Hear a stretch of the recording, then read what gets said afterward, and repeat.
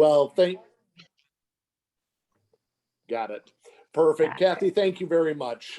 So it's my pleasure tonight to do this virtual training along with my friend Ellie. And this is all due to the mainly to the efforts of our past illustrious district governor, Ed Merrick. And you all either have heard too much of me or will be hearing too much of me. So without further ado, I'm going to shoot it over to Ed to do the official introduction. So Ed, it's all yours. Thank you, Kenny. Good evening, and thank you all for being here tonight. As I was about to begin serving as district governor, we all faced the anger and reaction to the murder of George Floyd. We had a meeting with District 5950 and to see what we as Rotary could do to help the community. From that, we invited Rotarians to join a conversation to begin to grapple with the issue of systemic racism. There were weekly conversations for a couple of months. Eventually, this evolved into the district's DEI team, Diversity, Equity, and Inclusion team, whose charge is to help support our clubs as they work on becoming inclusive and welcoming clubs. This is something I've thought about for my own club. You know, living in and creating a culture where you're comfortable is a reflection of your worldview. It's akin to the analogy of being a fish in water. That is, you're hardly aware it's there. It just is. However, if your lived experiences have given you a different perspective to the world, it can be very uncomfortable and even feel hostile coming into a group. 3 years ago, Rotary International rolled out the new vision statement for Rotary. Together, we see a world where people unite and take action to create lasting change across the globe, in our communities, and in ourselves. That last part really impressed me. The recognition of having to change ourselves. That's where all permanent and lasting change begins in each of us. So tonight, I feel privileged to be introducing tonight's facilitator as we begin to understand the steps to take action and make lasting change. I'm sure you've read Ellie's bio that we sent along with a course description, and I know we have a lot of important ground to cover this evening, so please join me in welcoming a fellow Rotarian and idealist, Ellie Krug. Ellie?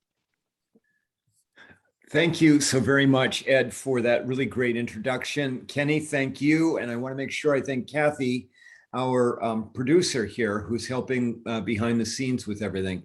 Good evening, everyone. How are you? It's great to be here, fellow Rotarians. And I'm thrilled to be able to talk to you from now until midnight about diversity, equity, and inclusion topics. Oh, okay. Some of you are laughing. Others of you, I saw you checked your watch. You're like, what? No, we're set to go till 8:30 and maybe we will break earlier than that. So, and you know, we can't get beyond the fact that it is a beautiful evening in Minnesota. And that may account for why we have about a third to a half of the people that registered for this actually on it. But that's all right. Don't worry about it. So what are we going to do today and tonight, and what is this all about? Well, you're going to get a combination of both a discussion forum that we're going to begin with engagement, hopefully from all of you, around culture and culture leading, culture building. And then I'm going to do a training for you, my gray area thinking training, which is, if you know me, my signature training. Even though I'm transgender, that's why the voice does not match the appearance. And I have the distinction of being one of the relatively few transgender Rotarians who ever was a Rotarian in one gender and then in a second gender. Gray area thinking is not about transgender people, it's about all humans, and it's about a tool set on how to be welcoming to all human. It's a wonderful baseline kind of training. We're going to do that as the second part of this evening. But to begin with the evening, we're going to talk about culture, and I'm going to want to have some engagement from you.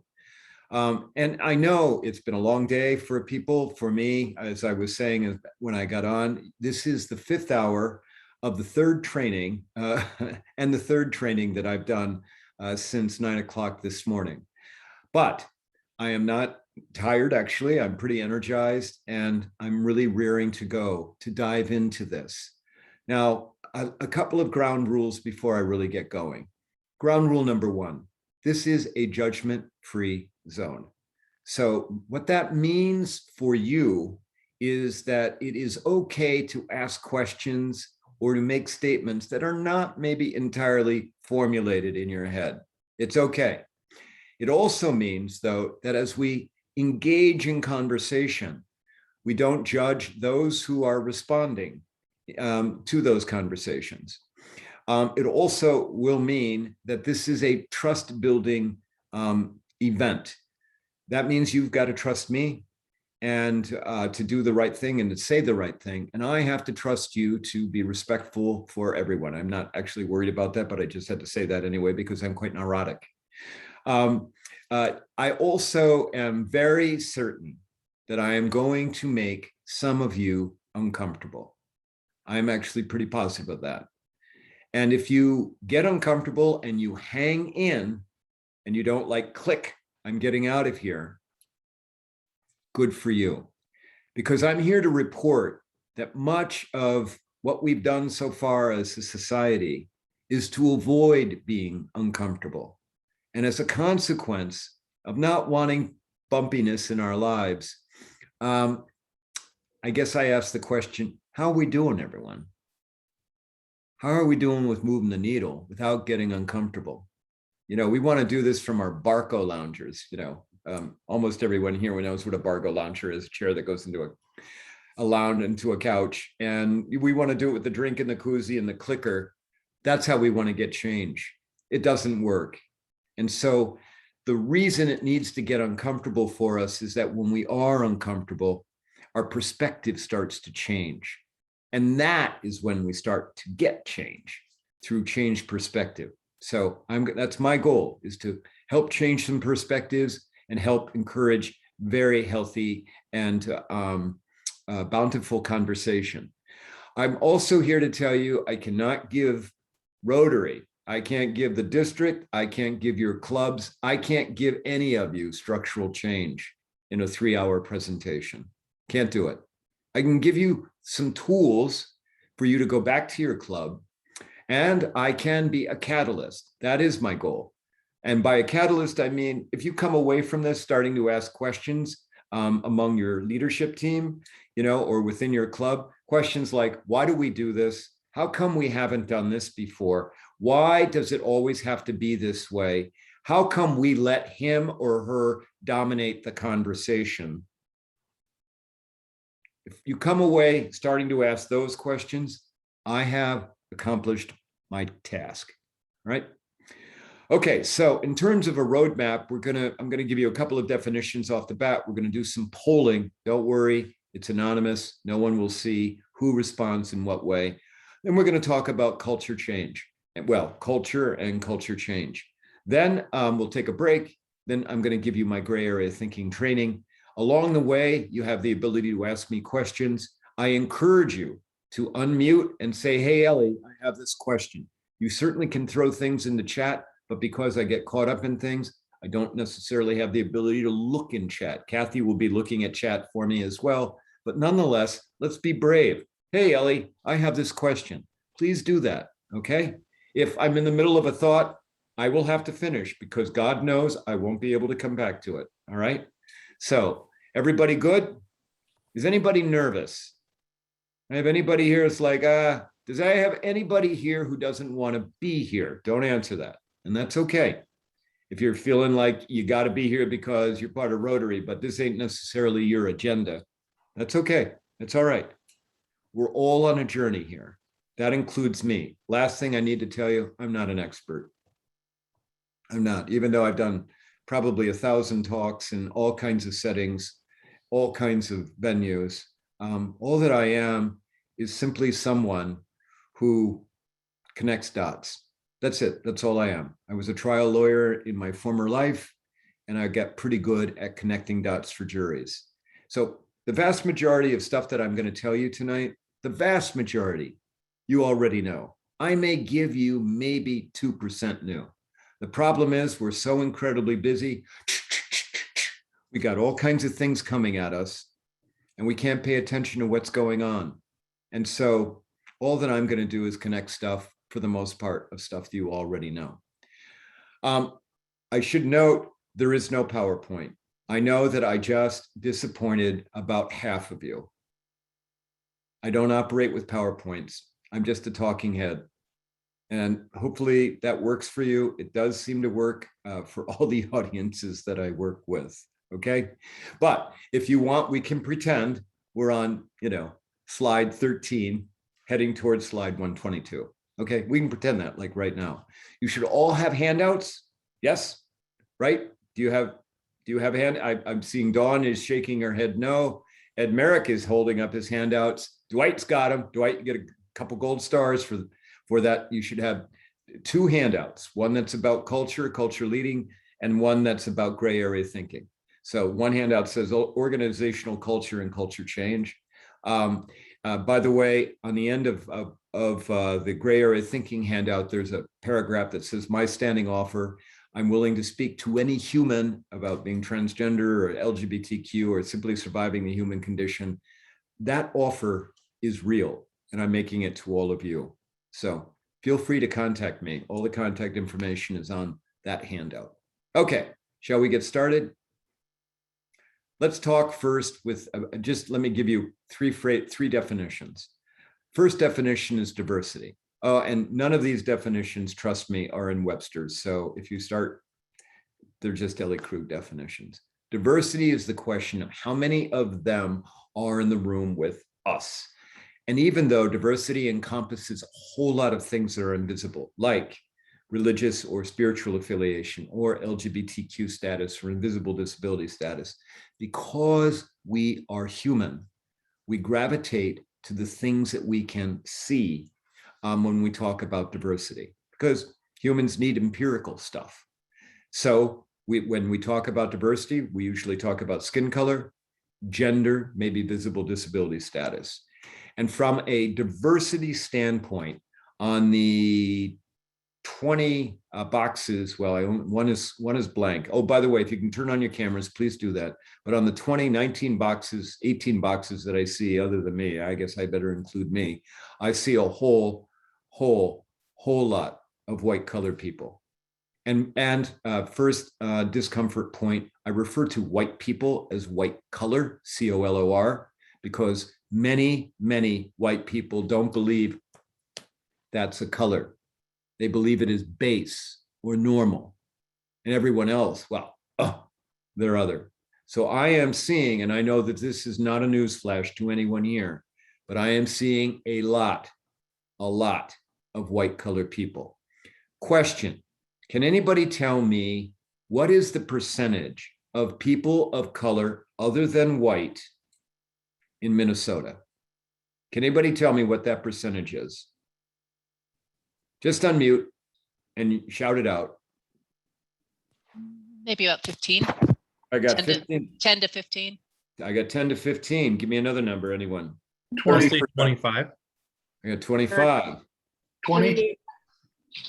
Who said 20? Is that you, Steve? Yep. Okay, you get the gold star. Okay. Yeah. So, the data, the census came out, preliminary data, and Minnesota is about 20% for folks that identify other than of the white skin color. Okay. And why do I say that? Why do I ask you that? And I'm going to be asking you a lot of things as we go along. Why? Because I like engagement. Why do I ask you that? For this reason. If you are leaders in this arena, and you are, that's why you're here, because you are leading your clubs. If you are leaders, it is critically important to understand what I call background data. Stuff that kind of just forms the basis of all kinds of things. Because if we don't understand the data, if we don't even know what the data is or what kind of data to look for, how in the heck can we move the needle or change the landscape? How can we even measure it if we don't even know where we're starting? So 20%, if we use that rule rationally, okay, and I know that that's a very broad statement I'm going to make right now, terms of skin color, if we're going to be consistent with the state, 20% of clubs should at least be the minimum attainment goal for diverse humans in terms of skin color within your clubs. Now, diversity, of course, encompasses all kinds of things, all kinds of different things. At one time, my club had 2 transgender people to it, believe that or not, okay? And so I understand that, but it is skin color. You heard Ed in the introduction. It is skin color that continues to be the issue, the marginalizing fact in the state of Minnesota. So, all right, diversity. How many of them are in the room with us? Second phrase, equity. And you don't have that on your handout, sorry. Equity. Equity is simply the question of how do we eliminate or change the barriers that prevent people from succeeding within our society? How do we get rid of the barriers? And equity takes, first of all, a willingness, it takes imagination, it takes a lot of work, because a lot of people don't understand equity. And I'll give you an example of what equity is. So I do a lot of consulting. I consult a lot with the legal profession. And I have a client, law firm, more than 40 lawyers, somewhere between 40 and 50 lawyers, and another 40 team members. Entire firm, white collar. Not a single person of diverse skin color, part of their team. So they came to me, we started working and all that stuff. And we talked about culture and culture change that I'm going to talk with you in a second. But the office manager for that firm, who I really adore for the way that he has come along, called me up one day or emailed me one day and said, Ellie, we've taken your advice. We've had a bigger net. We've tried to interview more diverse candidates. And he said, the one diverse candidate that I really hope would come through, he said, that diverse candidate bombed it. It looked like they hadn't even looked at the firm website, and the answers weren't as what I had wanted. He said, I'm really disappointed about it. And I just wanted to let you know that we tried. Good. But then I said to him, what if we think outside the box? And what if we, sorry, I have a dog barking in the background. I hope you cannot hear it. What if we think outside the box? And what if you go back to this candidate and tell the candidate that you had expected the candidate would interview in a different way, and that you had wanted, the candidate to do better? And what if you went back and asked, was something going on that day? Did you have something that prevented you from, showing up and giving your A game? I said to him, what is the worst that could happen that you do that? What's the worst that could happen? You get reconfirmed that this isn't the right candidate for you. Boom, there you go. But at least you thought differently and you tried differently. And you know what? He went back and did that. And you know what? He hired the candidate. That is equity. Now, I know some people are like, well, that's not fair. Are you doing that with all your candidates? And the answer is no. And that's because not all candidates in society, trust me, have the same challenges. Some people show up, life has been good, and others show up, it's not been. Okay, equity. What is inclusivity or inclusion? Because we hear the phrase diversity, equity, inclusion, DEI. Inclusion is the extent to which humans feel as if they matter. If you believe that you matter to an organization, like a workplace or volunteer organization, if you feel that you matter, you are going to stay. If from the outside, and this is where we've got to make sure we understand this with Rotary, if from the outside, like your website, a brochure, your folks who show up at places where you want Rotary to be known and maybe recruit members, if from the outside it appears that you will matter, you are going to want to join. If, on the other hand, you are already at an organization and you feel that you don't matter, that you are not valued, you are going to leave. And If before you join, it looks like you won't matter, you're not going to join. So from a inclusivity standpoint, if you have websites filled with white colored people, okay, that's going to cause people with other skin colors to think, I'm going to be the first one. I don't want to be, I don't want to be the first one. And so, people will go somewhere else where they're not going to be the first, or they're not going to be the only. All right. And so human inclusivity, okay, inclusivity drives diversity. It is not the other way around. And people don't understand that. In organizations, because we can see diversity, because we can see it, that is what organizations work to attain. And I've already kind of talked about that. I mean, like, hey, it's all a bunch of white colored people. They work to attain to get diversity. And then when they get diversity, this is what they do. Pat themselves on the back of the head and they say, look at us. We did this. We're diverse. And then they forget about them. It's what happens. And so if you're not inclusive, all your work towards diversity will fail. And you will have spun your wheels. And by the way, you will have wasted political capital. Because let us all, as Rotarians, can we all agree with this one fact? To change the way our clubs are, to become more diverse, to be offering up in different ways diverse people, because that may mean scholarships. That may mean we created a different tier for membership. That may mean, we're gonna push this person forward ahead, even though they've only been here 1 year. I know, and we've got Sally over here 3 years and she's been chomping. It may mean all of that. And so you're using politics, you're using political capital to get people in. And you may have gone and done all of that, and then you don't have an inclusive club, boom, you just wasted it. And not only did you waste it, you could go backwards, because when you lose a diverse candidate, do you know what they do? They go back to work and they tell people, forget about Rotary, don't do that, okay? Or they go out into their community or their churches.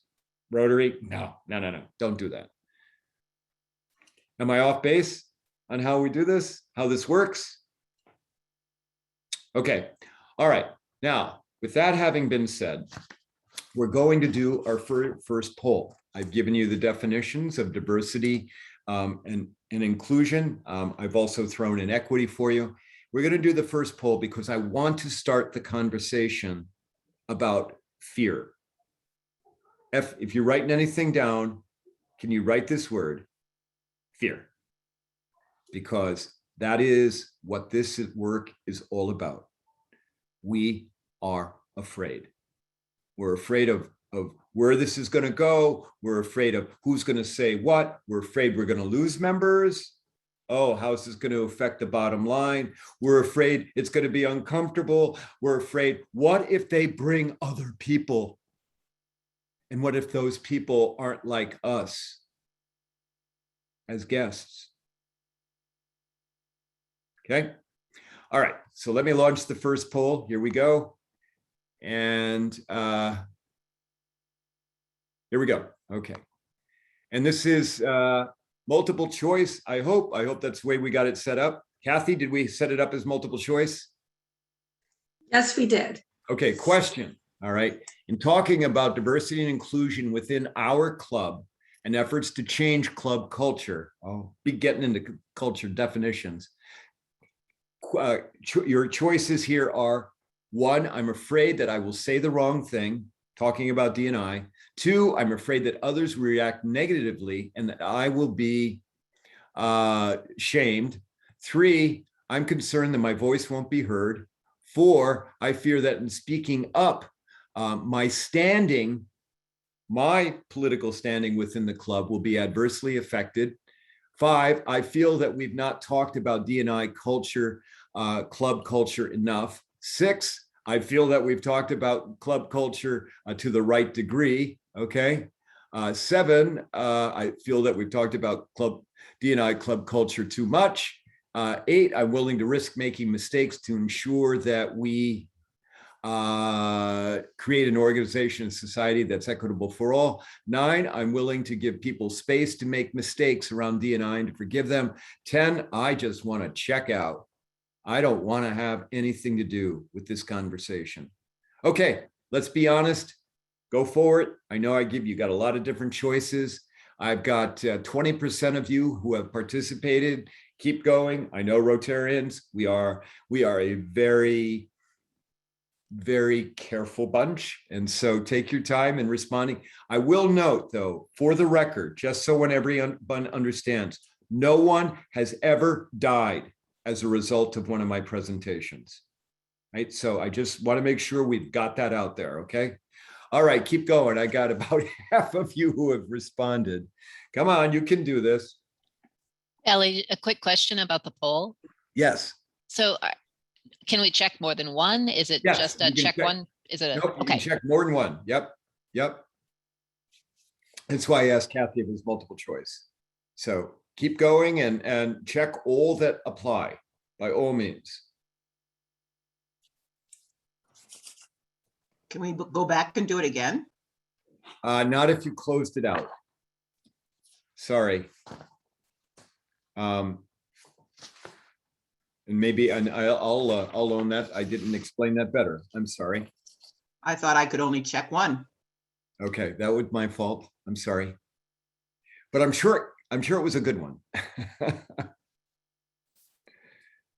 Okay. All right. I've got 80% of you participated. I'm going to count down 10, 9, 8, 7, 6, 5, 4, 3, 2, 1. And the person that asked me that question, guess what? You can also, when we weigh in and talk about this, you can also go ahead and say what else you would have checked. Okay. I'm going to end the poll and I'm going to share the results. So here we go. Okay.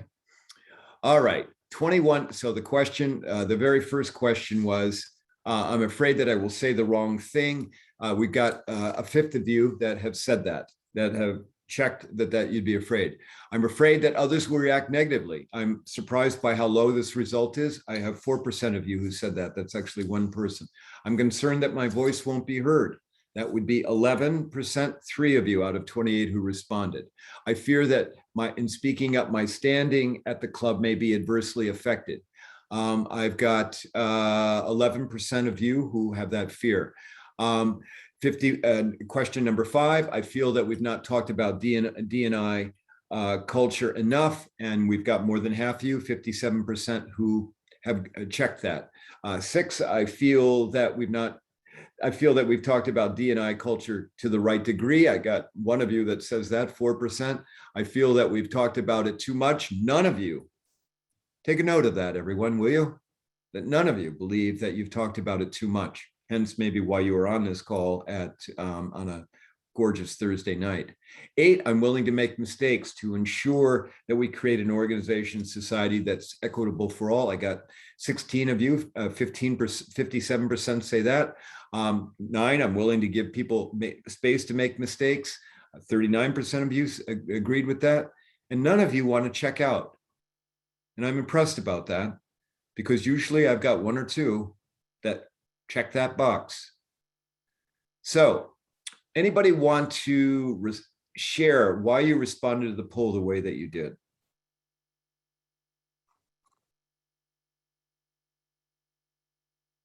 Just unmute if you do. I'm Mary. I'm Prior Lake Rotary Club. We have a small group that's been meeting on this topic, and I think we've gotten ourselves to a more comfortable place than where we started. So our club is not the kind of club that you have to fear where you stand in the club or things you might say. It's very clear that we all don't agree on everything, but I don't think the group of us that's meeting is afraid of how our club is going to react. So that's basically why I chose the answers I did. I think we're willing to make mistakes. We're kind of pushing the envelope slowly, but continually to get more conversation within the club, featuring some speakers to get people more educated and aware. And it seems to be helping. It seems to be getting us down the road a bit. Mary, how big is the club? We have 100 people, Okay, and how diverse? very little diversity. Okay, all right. And when and Mary, thanks first of all for speaking up. Secondly, thanks for the vulnerability. And thirdly, I know you have no idea where I'm going asking these questions, so I appreciate the trust that you have in me. How long has it been that your club has been trying to deal with this? Is this a post George Floyd thing, or was it pre George Floyd? I would say it's post George Floyd. Post George Floyd. Okay, okay. And one last question. Before George Floyd, did this stuff come up about diversity and equity and inclusion? And what was the reaction? It did. Cindy, is that you? No, no. Okay. It did come up, but only because it's a talking point and a area of focus for Rotary. It wasn't, a grassroots discussion just because it was our club. Okay, so it wasn't organic, and it wasn't people saying, well, we got Rotary and God, God love us for trying to eradicate polio, but I think we need to start concentrating on what's going on in Minnesota right now. Right. Okay, you didn't get that. Okay, for just by a show of hands, how is that true for how many of you? That before George Floyd, yeah, we knew there was stuff going on. We knew maybe we should do something, but we just really, it wasn't a focus for us. Show of hands. Okay, all right. Well, okay, at least we're here. All right, I would note we're here a year and a half, almost a year and a half after George Floyd. I would note that. And I note that for the fact that it takes a long time for people to adjust. Mm-hmm. And it takes a long time for people to get brave, because there is courage built into doing this. This is not for the faint of heart, and it's not for people who don't have grit. Anyone else want to share how you responded or why you responded to the poll the way that you did? This is I Steve. responded. Hold Go on, ahead. Steve, hold on. Patricia was going to say something earlier, so let's get her in the queue, and then I'll put you after her. Go ahead, Patricia.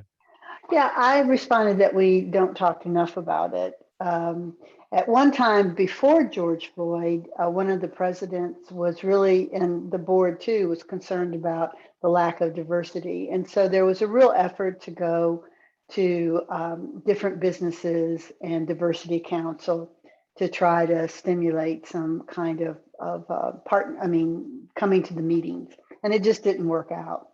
And so after George Floyd and the DEI policy by RI, then I know as program person, I tried to introduce more diverse speakers. But we really haven't had a lot of conversation because we weren't sure where to go. Okay. Okay. And so, what's the welcoming issue and the diversity and the equity, but our main focus was on the inclusivity, I think. And so, but we just didn't know where to go. So, Okay. so that's one reason we're here too, or I'm here too. Okay. Where do you go? All right. Well, that's great. And if I don't come back to that, remind me. Okay. Steve, do you want to go? And then Deborah will get to you. Yeah, I have a similar comment to Patricia. Steve and Susan, sorry. Okay, go ahead. Okay, I have a similar comment to Patricia. We've, had some speakers. We've talked about this a little bit and started making change. But and maybe this is me needing to get up in front of the club, but I don't get the sense that a lot of people care about this topic, in our club. And so how do we change that attitude?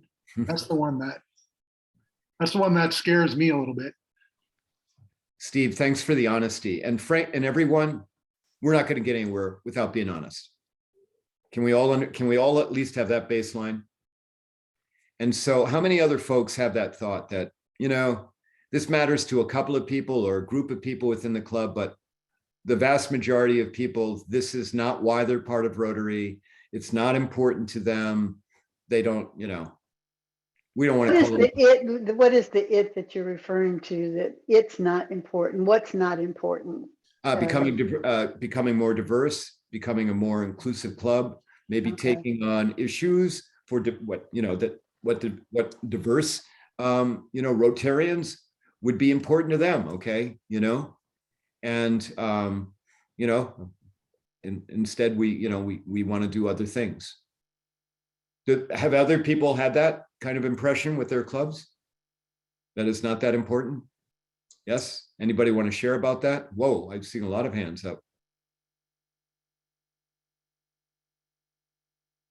Yeah, we have to start feeling uncomfortable. That's right. So, okay, Deborah, thank you, everyone. Deborah, what? Well, I'm new. I'm back from, I grew up in the Twin Cities, and for the last 8 years, I've lived in upstate New York.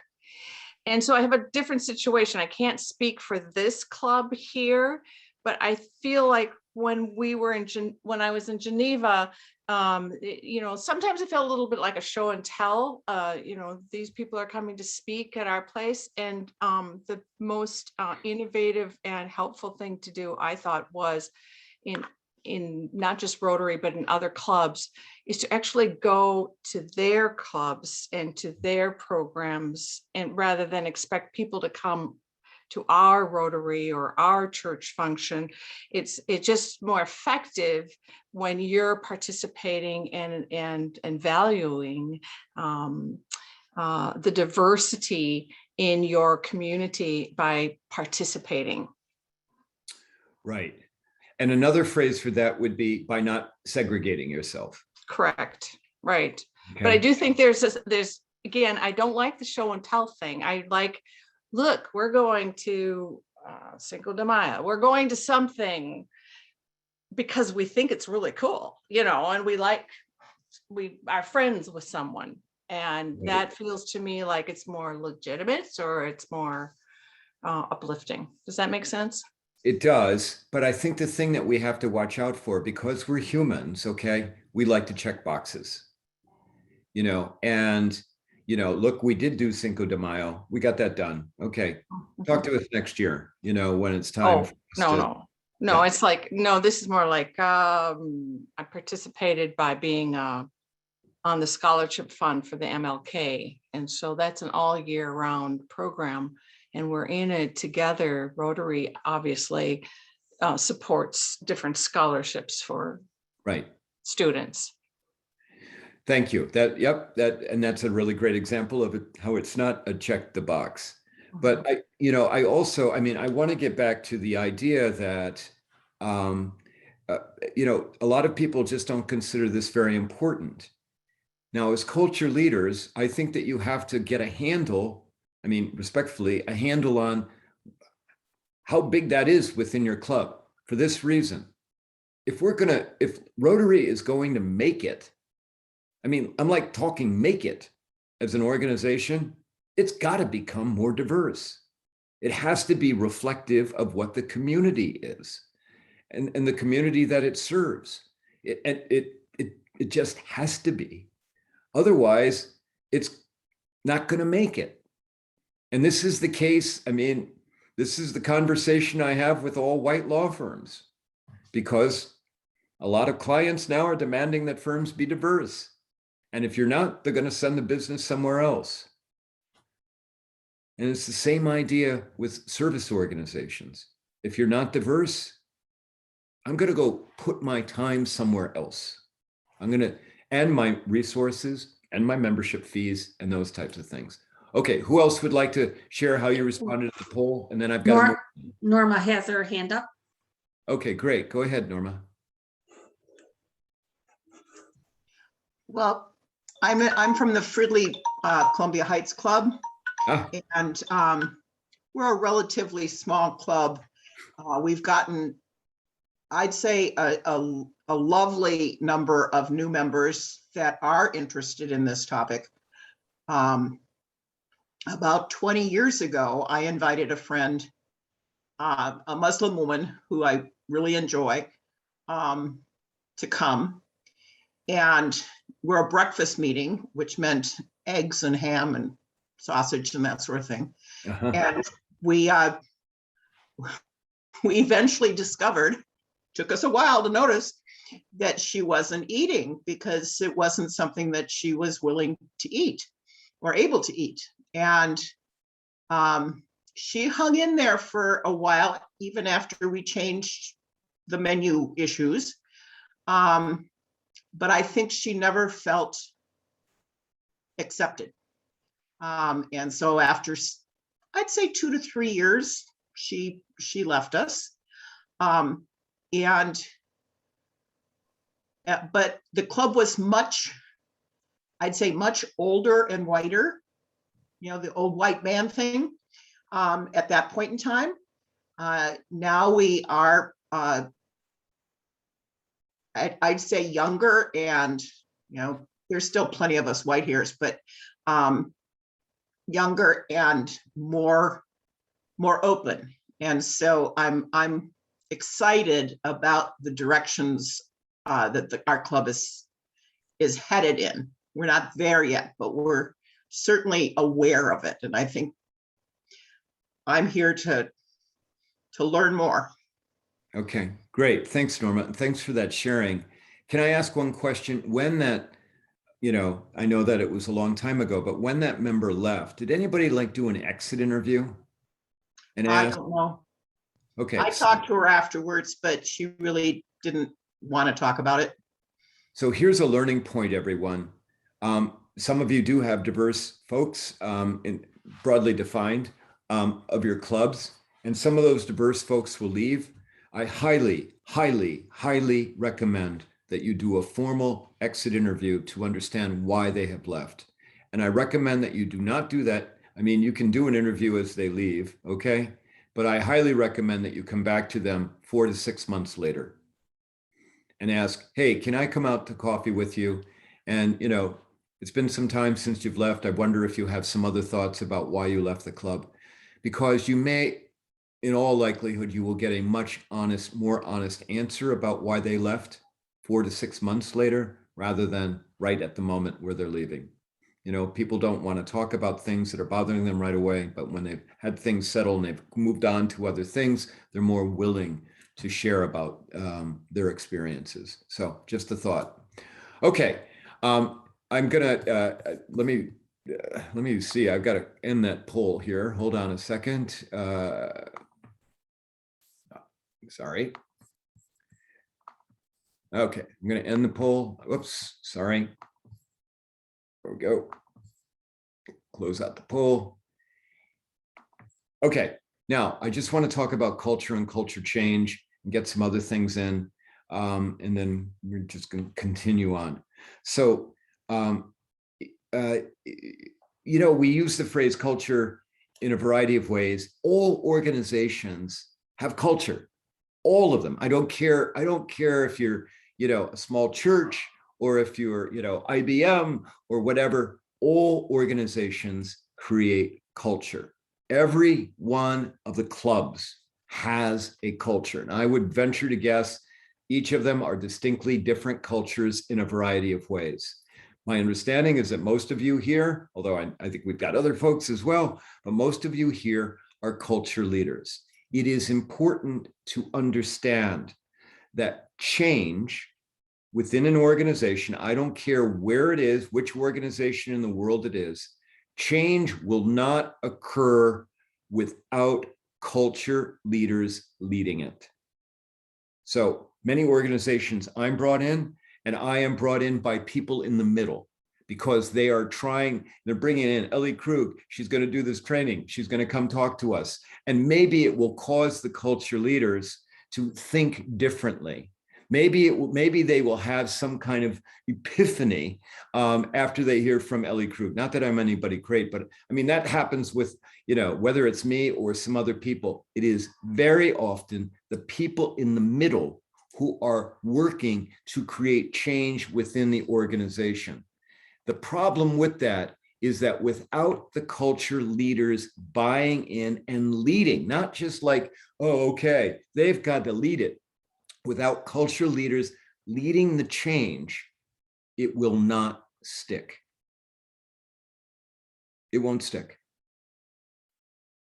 And so, you know, this is why you have the handout. I mean, I've identified a number of different kinds of aspects of culture. You've got your ideological culture, which is, you know, this is what we stand for, this is who we are, that type of thing. You've got your material culture, which is literally how things mechanically work. Now, within Rotary, I know that we've got our bylaws. I know that on paper, these are, you know, this is how it works. But at many clubs, that's not how it works. We got this other way we do things. We have the practice that we do. No, you got to go. No, you got to go to Joe about that. Joe's been the guy. No, I know, but Joe's been doing this for 20 years, and no, we go to Joe. That's mechanically, that is how culture works. Now, what if Joe is like, when we're talking about DEI, what if Joe's like, you know, he's one of those, I don't care about this stuff. And so if your culture, the way that culture works within the organization, and Joe is one of those people that's kind of critical to it, even though like on paper, it doesn't look like Joe would be all that critical, but you know, but in practice, Joe is, then, you know, you're not going to have culture change. You won't get it. You're going to get a lot of frustrated people, but you won't get culture change. And then there's social culture, you know, the hierarchies within organizations. Now, the thing about Rotary, of course, is that we groom our hierarchy, we groom our people. And so, you know, and you know, I mean, rarely, I mean, sometimes people fall out of order, or sometimes people are in order and then they like, I've got to go, I'm not going to be involved with this anymore. Okay. But very often it's, you know, we start out down below, we work from, you know, secretary to all the way up to president of the club and or chairperson, whatever you're calling them. And that's the way it goes. The problem with that, everyone, the problem with that is that if you don't have a culture leader in the pipeline who is on board with this and instead is indifferent to it, or is like, no, I've got these other priorities I want to do, and this stuff isn't important. This, you know, well, we've got the D&I committee for that. Now, and I'm very serious. If you hear culture leaders say, well, we've got the D&I committee, they're taking care of that. You do not have somebody that is leading culture around this. You have somebody that's delegating it, saying, well, they've got it. That's fine, but you're not going to get culture change. You're going to get status quo. So the question comes, who's in your pipeline? You know, and I mean, I know that we have a lot of different priorities. That's a wonderful, great thing about, you know, about Rotary, is that we can walk and chew gum at the same time. We can actually dance and, you know, and not only chew gum, we can make gum at the same time. That's a great thing about Rotary. It is. But we also, because we're that way, we run the risk that we have so many things on the plate that something like this kind of gets pushed off to the plate. It's not the, you know, it's not the main meal, it's kind of pushed off. Okay, but we've been pushing it off the plate for how long? So question, who's in your pipeline? Where are they on this? Have you talked to them about this? Are they here? If they're not here, why did they not come? You know, what have they done? What ideas have they proposed? And if they're not on board, I truly urge you to have honest conversations around this, because you will not, I'm just telling you, you will not get culture change. You will not become more diverse. You will not stay diverse. And you will lose people where this is important to them. Do I sound like, you know, Chicken Little here? Yeah, Kurt's nodding his head. Yeah, you sound like Chicken Little, Ellie. I'm sorry, you know, but I'm just, you know, kind of trying to lay it out for you. But give me some engagement. What do you think about what I just said? I have a quick question, Ellie, Michael here. So first of all, I really love how you connect these dots. And my question would be, I mean, it's just amazing some of the truth you're speaking on this. So you get these committees that are DEI, and then exactly right, there's delegation to it. So what is a positive way then to inspire that cultural leadership then outside of that committee? I Well, guess you get get one of your cultural leaders, mandatory, they've got to be on the committee. Okay, so one of your leadership positions. That's it's too easy, I guess. Okay, thank you. No, Yeah. Michael, no, I wasn't. I didn't even think that, just to pull it I- back over. so. Okay, I wasn't trying to be flippant with you. Okay, I hope you understood that. No. I thought it was great. It's just what I meant is it was too easy. Now I just connect the dot real quick by you saying that. Yeah, So, yeah, no, but you get, I mean, so because now they, I mean, yeah, and I know they've got all kinds of responsibilities. We'll take some other responsibility away from them. So Yeah. this isn't like, the thing, oh my God, I got to do that on top of everything else. I mean, because this is, a word to write down, intentionality. that's awesome. Okay. Yeah. We have to be intentional about this. It's not like we kind of fall into it and, I mean, you have to sit down, you have to plan for this. It has to be, and then you have to, the thing about leaders in this field, they continue to come back to it. Now, let's go back to my definition of inclusivity. Do you remember what I said? The extent to which humans feel as if Feel that they you matter. Okay. All right. That is not like a one and done. That is a continual, regular, every meeting, discussion, reinforcement. It doesn't have to be like 15 minutes. It can just be 2 minutes. Okay, everyone. We want to make sure, that we know that you're new here. We care about you. If you're having, if you feel like you're not connecting with people, I want you to come to me. Okay. We have Sally over there who's new here to the club. We installed her, we initiated her 2 months ago. Sally, how you doing? I'm glad to see you. I'd love for you to make sure you come and stop by and see me after the meeting. Just give me 5 minutes of your time because I want to just, and then Sally comes by. I just want to check in with you. How are you doing? I know you got membership. I know that. Oh, that's all great. That's fine. But this is the culture leader modeling in front of the club. This is how we do this. And it's not, as I said, not one and done. It's every meeting. It's the leaders leading, reinforcing that we want all members to feel that they matter. Now, here's where the rubber is going to hit the road and where you're going to have problems. Okay. Some of you in your clubs are going to have people saying, now you're getting into politics. This, George Floyd thing, yeah, that's important, but now it's political. Oh, you're going to bring somebody in for Black Lives Matter to speak? Why can't I bring the person from my gun club to come in and talk about, gun rights, and how people believe that there's conspiracies going on, how people believe the government's being taken over by, these people, why can't I do that? Well, first of all, you can bring somebody and come in and talk about gun rights. That's fine. No problem. Okay. But, as a leader, no, we're not going to bring people in who are going to talk about, conspiracy theories about how the government's dominated by pedophiles. Sorry, we're not going to do that. But what that may mean is we're going to lose members. And I think that underlying everything that I've said since I started talking 6 hours ago, underlying everything that I've said is that Rotary, we all want to get along. Do I have that right? We all want to get along. It's all a good group for the good of society. We're doing all this good. And there's no question that is true. But the thing is, for 400 years, we have wanted everybody to feel good, except those who were at the table.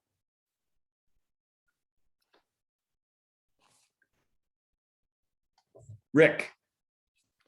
So I had a question, and this goes to kind of the leadership and the culture change, is that, our club, I don't have any doubts that the people in our club are very interested and very supportive of diversity and inclusion.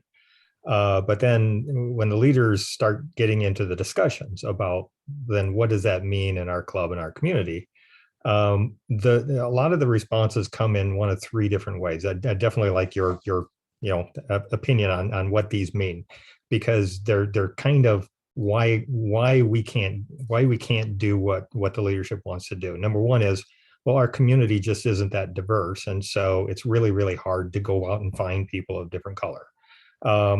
And then, well, okay, but we know there is diversity.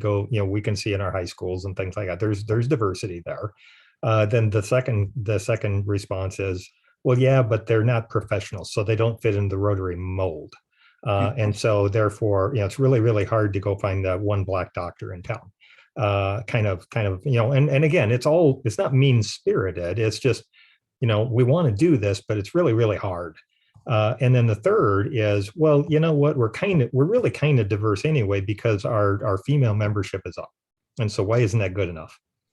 And so, but those responses really, from a leadership perspective, are still stumbling blocks that get us aligned to be able to make the change that we're looking to make. Rick, really great question. Thank you. And thanks for being brave and asking it and kind of laying things out. So here are my responses. First of all, what you just laid out is status quo thinking. That's really what you laid out. This is the way we've always thought. Okay. It's first that it's too hard to find them. Oh, this is too much work. I mean, that's really what people are saying. It's too much work. Use your imaginations. You are a group of very smart people. Sit down and use your imaginations about how to find them. Here are some ideas. Go check out, there are predominantly Black, there are predominantly Hispanic, there are predominantly Hmong churches and organizations. Locate them, ask if you can come speak and talk about Rotary. Take out the leaders of those groups, take them out to lunch, get to know them. Because they are the leaders. They are the ones who are influencers within those organizations. Go to the community college, find out who there is on the faculty who has relationships with students, okay? And I'm sorry, this professional thing as a kind of the criteria of whether we're gonna have somebody, one person's professional is another person's plumber. And let me tell you, when you need a plumber, you don't care about what kind of a degree they've got, right? Right. And so, but Rick, I was smart aleck about that, but that is the reality of how we have to think in Rotary, because the plumber is going to bring us perspective that we would never have had before. And how do we know that plumber isn't working his way to own the darn plumbing company? How do we know that? We don't know that. And so to have a narrow kind of pipeline, whether professional or not professional. Maybe he already does. Maybe he already does own the plumbing company, right? But to have that kind of narrow window, and Rick, I think all that takes is somebody, and that may be you, Rick, playing devil's advocate. And we're back to, I cannot stress enough about using our imagination. I mean, my club, we did this wonderful thing about 10,000 books to, the elementary schools, of school age books. I thought that was brilliant imagination. I mean, in my personal opinion, we didn't go far enough to do what we needed to do. Okay. Simply dropping off the books, I didn't think was good enough, but nonetheless, that was using some imagination. That was also helping to work with diverse communities. We just have to use our imaginations in a variety of ways that we haven't done before. And this thing about female is good. That's our diversity. I mean, of course, 40 years ago, it was guys are good, right? Or maybe, 40 years ago. So I think that we just have to kind of challenge people on it, and gently, but sit down and use your imagination. Is that helpful for you? Definitely. Thanks a lot. Okay. All right. Great. So let me finish up about culture, because I do need to. I want to make sure that I'm watching my time, and I don't, and Michael, I really appreciate you saying, Elliot connected a bunch. You're connecting dots for me, and I'm not brilliant on any of this. I'm not. You kind of are, actually. No. Ellie, actually, I have to take off and I have to click off. I have a prior commitment, so I don't want to let anybody think that I'm uncomfortable. I'm not uncomfortable. I'm super happy to be here. And Ellie, I want to connect with you at another time for another DEI committee that I'm part of. So, but Okay. thank you so much for the wonderful evening. Thanks, Michael. Bye, guys. Thanks, Michael. I appreciate Ed, that. nice to see you. See you, everyone. Yep. Bye-bye. Now, everyone, I just want to make a point, okay? Do you see what Michael did? Michael said, I'm going to drop off, okay? But I want you to know it's not because I don't want to be here or because of what you said. And then he threw in, well, I want to connect with you as well. Do you know what that was? That was inclusivity in real time, in real action. Because he made me feel that I mattered. And I don't, I mean, I don't know if he knew that that's what he was doing at that moment. Okay. But that's what inclusivity looks like. And you as leaders, model.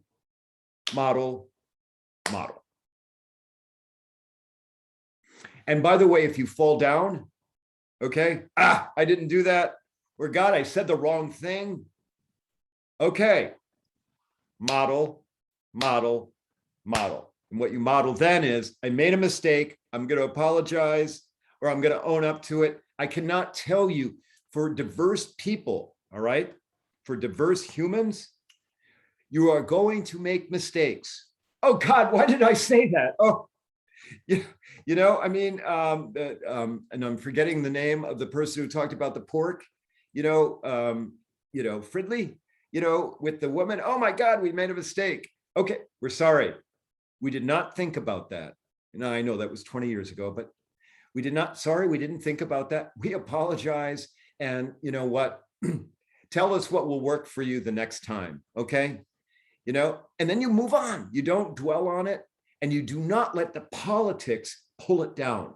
Oh, Rick, I knew you were going to screw up. I knew, why are you heading us down this road?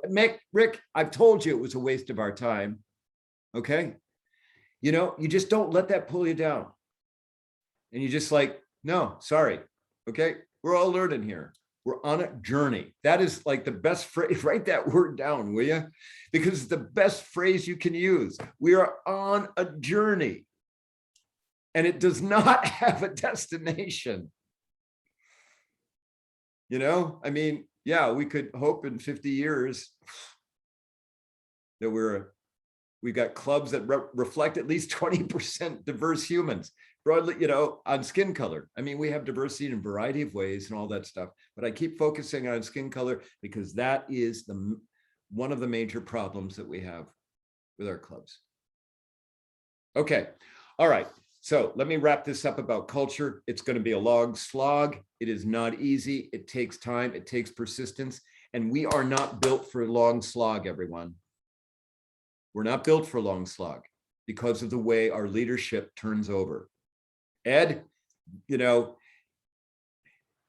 had, he goes one way. Now we've got Kenny, and Kenny, thank you. And it looks like you're determined, but do we know the third, the next person coming along? And so that detracts from the long slog. It does.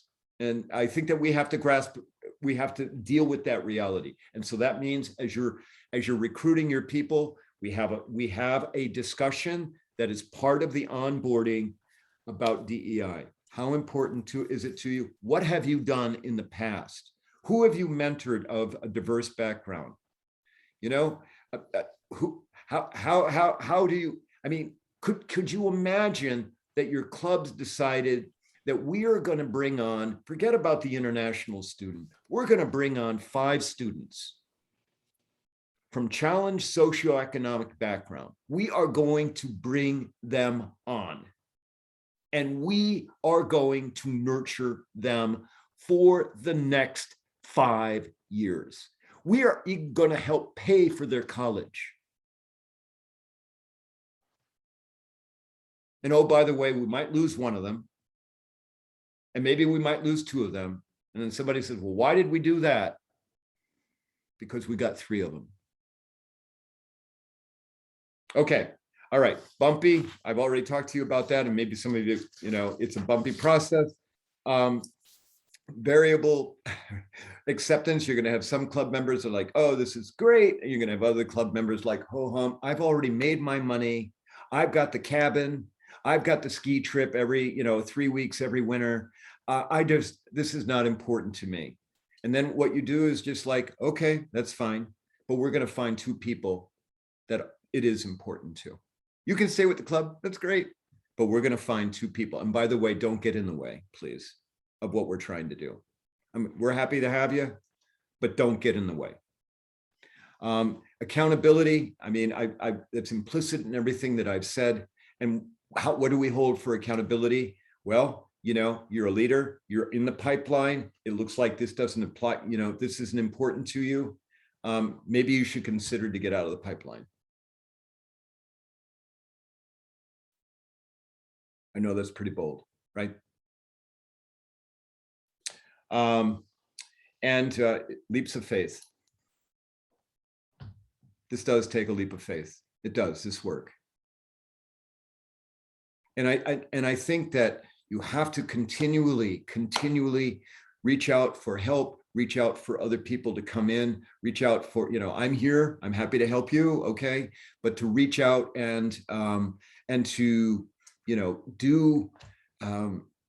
just continue the process, rinse and repeat, and keep going forward and believe that you will get there. The thing that the last word I want to use, and write this down, please, fatigue. This is the thing, it's fatigue that wears us out. I mean, it's like, oh my God, we've done this for, we thought different ways about this. We don't have the candidates. Come on, let's just go with the regular standard, procedure, the way we do things. And for all the fatigue that you would feel as leaders, can you, for a second, imagine the fatigue that the diverse people that you've recruited, what they feel? With people, going to meetings and people like, oh, I'm not going to, they watch people like veer off and not come and sit with them at the table. They watch them go away. And I mean, not everyone does that. I mean, we're really great people as a group, okay? But it only takes 3 or 4 times you see that, and then you're like, I don't matter. I'm going to go somewhere else with my time and money. Okay. All right. Any closing reactions? Because I'm going to move on to we're going to take a break and then we're going to move on to doing gray area thinking. But before I do that, any closing reactions to what I have said? Ellie, I agree with you. Ellie, no, I think you're full of crap. Ellie, this resonates. Ellie, you really didn't cover this well enough, or I have this question about that. Whatever. Reactions or thoughts, please speak up. This is Mary. Hi, Mary. I really, really appreciate the concept of being a cultural leader, because I think that's maybe a missing piece, that we can articulate it that way. It's a different kind of mindset rather than just talk diversity, equity, and inclusion. It is talking about changing a culture. And I think that's something in our club. We talk about the culture of our club. We take pride in the culture of our club, but I don't know if people really could, if I asked them, I don't know what answers we would get, what that really means or how they describe it. There's probably a lot of variation. So perceptions are different. And I think it'd be a pretty easy conversation. I'm thinking about our current president, to sit down with him and talk to him about being a cultural leader, because it's probably not a concept that he's put a term to. And I think that would help him and people going forward in the pipeline. I think that's a concept that once you sit down and talk about it, it makes total sense.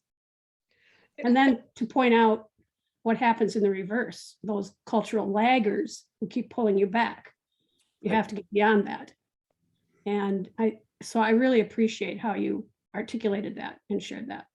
Thanks, Mary. And Mary, I love how you've summarized it. You've done a really great job. Go ahead, Dale. I also think that for a lot of people, it's difficult when you're in a culture to see it. It isn't until you go out and experience somebody else's culture that you even realize what your own culture is. And so I think there are clubs out there that they don't realize, they think everybody is that way or whatever. Right. They can't express what their culture is. And that makes it, I think, even more difficult for them to make other people feel inclusive, because they think they should automatically feel the same way or feel patted the same way or accepted the same way. So here's the question. So here's the thing, an exercise to do. I mean, you have a meeting, you're going to break out into groups. Question, do you feel that you matter here? We have Kurt has a question. Oh, go ahead, Kurt. Thank you so much. I'm really enjoying the conversation this evening. I belong to the Faribault Club, and for quite a while, we've had a diverse community with a lot of Latinx and Somali residents. And so this has been on our club's radar for a while, and we've made some steps forward and unfortunately some steps back, but we keep trying. And this conversation tonight's providing me with a lot of really helpful tools to help us in that area. One thing I wanted to talk about that maybe you can discuss, or maybe you're planning on discussing it later, is tips on reaching out to individuals, making them feel welcome, but not making them feel like we're reaching out to them because they're diverse, or so we've had a couple people that have come to meetings or joined, but they felt like they've been asked to join solely because of their color of their skin or their culture or ethnicity or things like that. And that breaks my heart to hear that. And so if you could discuss that, ways to make sure that we're not making people feel that way, I'd really appreciate that. So yeah, no, let me just address that right now, because the training is about a tool set on how to be welcoming to all humans. But again, we get back to, I don't want to be the first, or I don't want to be the only, within the club. And so this is where it has to be a very unified approach. So you begin with your website. Okay, what does the website say? Do you have like a statement on the website that says, this is our diversity and inclusion and equity plan. We believe in all people. Do you have on the website pictures of where you've gone to diverse organizations? I mean, down in Faribault, you got kindergartens and elementary schools where it's more than 50% children of color other than the white color. This Faribault. And so what are you doing with the schools? Are you having events? Are you grabbing maybe some of the teachers who can help you understand the communities better? I mean, they're not going to be able to be Rotarians, unless you have meetings in the evening, that type of thing. But are you going and talking to those people within the community who can help you gather ideas about how to make the website, more welcoming, to do things within the club? But to a certain extent, Kurt, it's gonna be, for a while, people are gonna think that's the only reason I'm here. And I don't know that you can entirely dissipate that. And so you've got to find the Jackie Robinsons that are willing to do that. But Kurt, that also means, okay, that you spend extra effort to make sure that they feel that they matter, and so they come in, okay, and let's say it's an accountant, who is a person of color. Okay, well, it's not, what are we doing maybe to send business to them? What are we doing to help around networking for that? How, are we all, is everything working at their firm? Do they need IT assistance? Okay, let's pull in the guy that's run the IT firm at, that, is part of a club member, and get, make sure that you go really, remember that example I used about the law firm I worked with, and the guy said, well, we tried and it didn't work. And like, wait a minute, go try again. Okay, I don't know if that's helpful for you, but I don't think that we can ever get away from the fact that you're gonna have people that feel like they're Jackie Robinson, okay? But do you remember, Jackie Robinson stuck around? Thank you. That's very helpful. I appreciate that. Okay, thanks. Other thoughts or Susan? comments? Yeah, go ahead. I think you really hit something there with that. You ask those people what they need from you rather than having them come into your club because you need something from them. Like you said, so when you bring in diversity, finding out what they need, why they've joined and things. So that's all I wanted to add. Yeah, and Susan, maybe they don't need anything, but you're asking, Now, remember, you might get reactions from the longtime members. Well, they never came and asked me that. Okay. Yeah. And what did you ever do to make the place more diverse? Other thoughts or questions or comments before we move on? Is it a good plan to try to get a group of people, if at the same time, so that they wouldn't feel they were singled out and invited only because they're a person of color, and so they have something in support. But the problem with that is that then they tend to not interact as much. So Norma, thank you for that. That's a really great question. And yes, if you can get more than one person from the same kind of community, or people that know each other. I mean, it's not the way Rotary works. You know somebody and you're inviting them in anyway. Okay, if you can do that, that's great. The comment, and I'm saying this with really, really great respect. Please understand this, okay? But I'm the trainer here. The comment, but they kind of just hang with themselves. That comment reflects an attitude that there's them and then there's us. You are absolutely correct. And my strongest suggestion would be to take the view that there's we or us only at the club. And what that may mean, if you're like worried that, well, they're only going to sit with each other, well, then you go and sit with them. You go and you charge other people to sit with them. You create mechanisms. You create mechanisms where everybody's got to go sit differently with people. I mean, our club, sometimes we've done numbers where you come in and you get a number, and that number is where you go sit. And then what that does is it breaks up I'm a creature of habit. I usually sit always at the same table, that type of thing, but it breaks that up, and now you're interacting and talking to different people. So some of it's about using our imagination, but I just, with great respect, understand that when we start thinking certain ways and doing things, those are ways that ensure for status quo and ensure for marginalization. And I'll define marginalization when we get to the next training. So thank you. Thanks for the comments. And thank you for understanding that I'm just trying to be respectful about making a point. Thanks. Other thoughts? Yeah, go ahead, Norma. You are muted, Norma. Okay, like Rick or whatever his name was, that had to leave.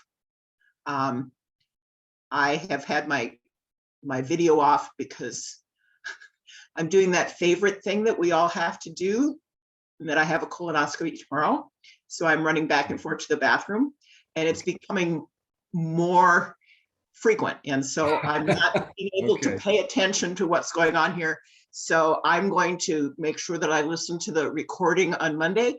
And I've been really enjoying this, and I'm really excited about the whole concept. And but I can't do it anymore. Okay, no, Norma. My Norma, eyes are bulging. no, Norma, go do what you got to do, but good luck. Good luck to you, and thank you. Good luck, Thank okay? you. Probably more information than anybody wanted, but Don't worry. it happens.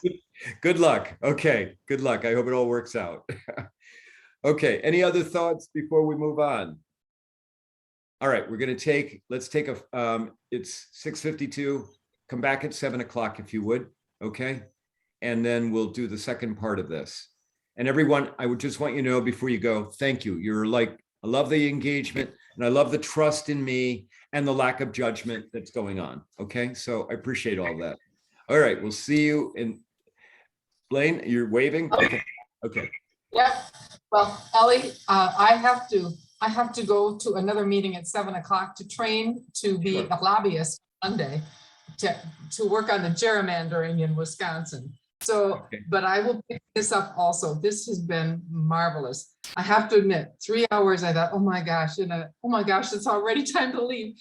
I am loving this. This is great ideas. Thank you so, so much. So sorry, I have to go. That's okay. Thank you. And thanks for what you're going to do for that training. Go for it. Okay. All right. I'm going to go quick, take a break. I got to check on a puppy and I'll be right back. Okay. All right. Thank Thanks. you. Cindy. Mary, hi. How are you Hi. doing? Oh, great. I'm doing Good. great. Glad to see you here. Thanks. I am gonna sign off though. I've got to get some dinner going and Sure. I can only pay attention so long. No worries. Glad you were able to make it. Yeah, it's great. I can pick up the other part on the website with the. Let's see. It's 7 o'clock. Let's give everybody a minute to get back on it. Okay. And yeah, Thursday night. Well, I hear you've got your dog. I do. I've got soon to be a 19-week, tomorrow he'll be 19 weeks old golden retriever. And his name is Jack. Jack, good. And he's English cream, so he's all white. He looks like a little polar bear. Sweet. And he is a lot of work. Yeah. Hold on, I totally underestimated what it took to raise a puppy by yourself. It'll be well worth it. I hope so. I brought in a trainer and she's like, you know, he tires out easily. And I don't know if he's getting it. Yeah, that's what happened to my nephew and his dog. But it's the sweetest dog you'd ever want. Oh my gosh, it just Yeah, Jack's a good boy. He's a good boy. not well trained, but sweet. Okay, Kathy and Ed and Kenny, shall we get started or do you want to wait a couple more minutes? Well, we can get started, I think. Okay. Okay, everyone. Well, we've lost a few people and I understand that and it's all just fine. But now what I want to do is move on to give you a training called gray area thinking. And the reason I'm giving you this is because, and not to upsell me or anything like that, but this is a very, very great base training to get into the area, the idea about diversity, equity, and inclusion, about understanding why we need to do it and how it works. So gray area thinking, what I'm going to talk about now, is a tool set on how to be welcoming to people who are different or other compared to us. And you heard, and it was just great when, as we were breaking, we got that question, which was a really great question and comment, but that was really kind of an indication of how things are between them and us. Now, I also want to make sure we all understand, we as a society can make anyone, and I mean that, anyone different or other. So I could bring in a dozen 40-year-old blonde-haired dudes with the last name of Anderson. For those in Minnesota, you know that that's an inside joke. And we could make each one of them different or other. Oh, look at how tall that guy is. Hey, elevator man, that guy over there losing his hair. Hey, light bulb, and him, short and frumpy. We could do that, because we as humans do that. And I should have said this right at the beginning, but it wasn't part of what we just covered. But let's just deal with it finally, an hour and a half in. I am other. I am. I look like a chick. Nod your heads vigorously, but I sound like a dude. I know that. And very often I am reminded that I am other. Because when I meet people for the very first time, and this did happen when I started speaking to all of you, don't worry, it's all right. But when I meet many people for the very first time, they give me what I call is the look. And what the look is that they've got me in one category before I say anything, which would be the female box. I open my mouth and suddenly their brain is telling them to be in the, you got to put this person in the dude box, but their eyes are telling them, no, it's a woman. And for many people, what happens is their fight or flight response kicks in. And it causes them to react that way. And it gets very bumpy for them because they don't know how to put me. So fundamental thing to understand between now and when we are done is this. We humans put other humans in groups and categories, and then we attach things to them. We do it. I don't care who you are. I don't care if you are the world's greatest egalitarian. You're going to group and label humans. And the reason that you're going to do it is that we are wired to do that as humans. We're wired for it. It goes back to 5 million years ago when we were on the savannah and we saw, not we, of course, I'm not that old, but our ancestors saw something coming from 100 yards away, and our ancestors had to figure out whether that thing was friend or foe, whether it was going to greet our ancestors or eat them, whether our ancestors needed to stand and fight or run for the hills. The ancestors that could figure that out are in your and my genes. The ones who could not figure that out are not our ancestors because they went away. And so understand this fundamentally, because this thing about grouping and labeling humans and then attaching things to them underscores everything we do when we interact with humans. It does. And so, and I will tell you this thing about getting the look. Every time I get it, I am reminded that I do not fit in. Now, I don't know if we have anybody on this call who identifies other than of the white skin color. Maybe we do. And if we do, great. But maybe we have people who have loved ones or close friends in their family who have people who identify other than of the white skin color. And I'm here to tell you and remind you that those people, I'm saying that just as the trainer for purposes of training, they know about getting the look. The difference between them or you, if you're on here, and me is that I have privilege. I don't get the look until I open my mouth. But for people who are Black or brown or indigenous in our communities, they get the look as soon as they walk into rooms or stores or restaurants.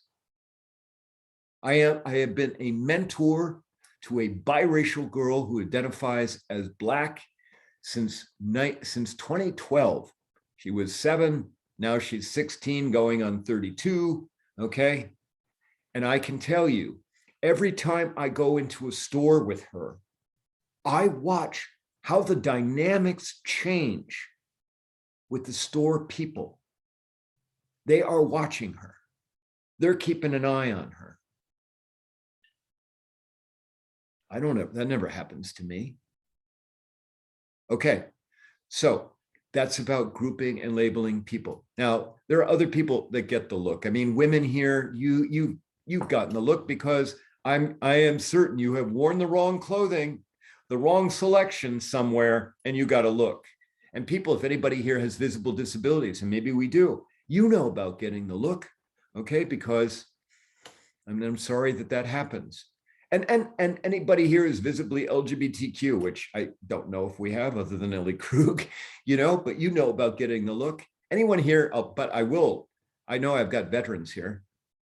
And I know maybe we have some people here who are still once a month, once a weekend, a month, are still doing stuff every 2 weeks of summer. You know about getting the look, because when you have your uniform on, you got it, or you got it when you were in uniform. But when you take the uniform off, no more look. And then just so we understand, because the work that I do, and inclusivity is about all humans, okay? So what I'm talking to you about is not about transgender people, it's not about gay and lesbian people, it's about all humans. And because of the way our society is, the white color, cisgender, which means you're not transgender, straight, which means you're not gay, men who are on this right now, guess what? You too are marginalized. We are an equal marginalizing society. But the thing is, you've probably said something at the wrong time to the wrong people, and the wrong thing you've said, but you didn't even know it till you got the look. So what I'm going to talk to you about is about how to be inclusive of all humans. And I know that we spent the first part of this talking a lot about skin color, and that's part of this, but it's way broader.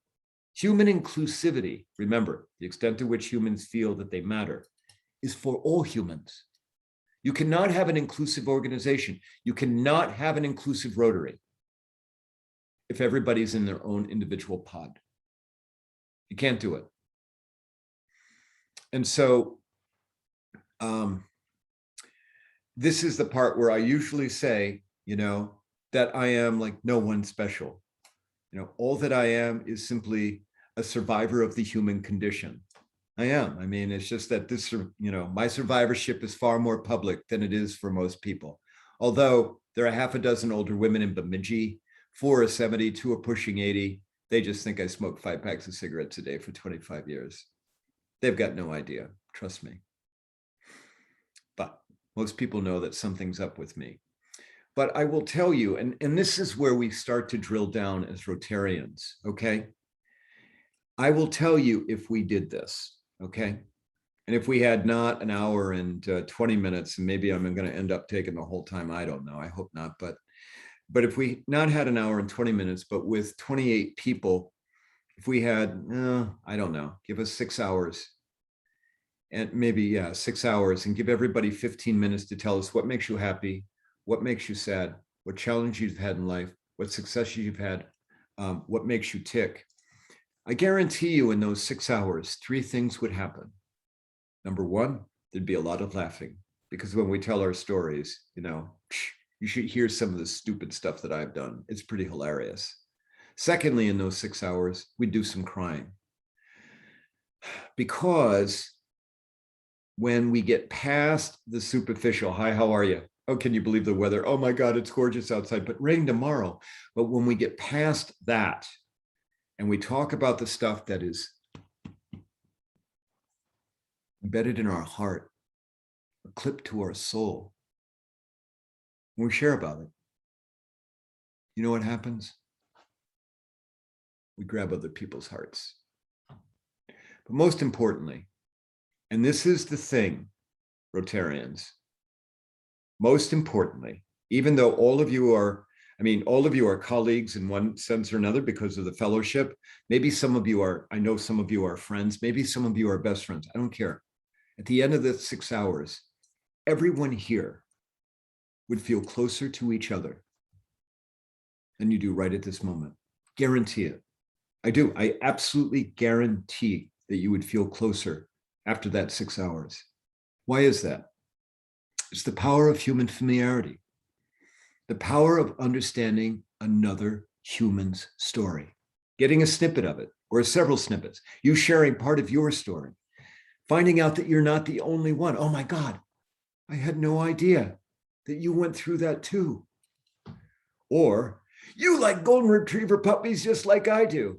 I did this training I've done 600 times. I did this training 2 years ago, back when it was still live. And when I said it at that very moment, I said golden retriever puppies, an older gentleman in the front row leaned forward and he said, Ellie, whispered to me, I got 2 Goldens at home.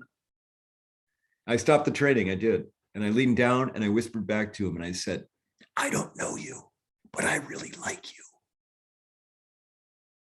I happen to believe, now Rotarians, please write down that word familiarity, because I happen to believe that human familiarity, getting to know another human, literally is the only pathway for us to get to where we need to go as a society. I do. And there are all kinds of challenges around human familiarity. But can I point out to you that in real time, you have had familiarity working on you since 5:30? Can I point that out to you? And don't raise your hand, okay? But for those of you who did that when you heard my voice for the first time, how are we doing now? An hour and 45 minutes in. Thank you, Carrie. That was actually very inclusive of you. Are you adjusting to it? Are you getting used to it? Is it becoming easier to deal with? If you are, let's label it. That is human familiarity at work on you in real time. Now, I want you to translate that, Rotarians, to your members. All members, okay? But because we're here, we're concentrating on diverse, okay? But all members, that's fine. Can you imagine if the focus of your club, I mean, obviously service or Rotarians, but if you can imagine that the co-equal, and I mean co-equal, focus of the club was familiarity. How would that transform culture?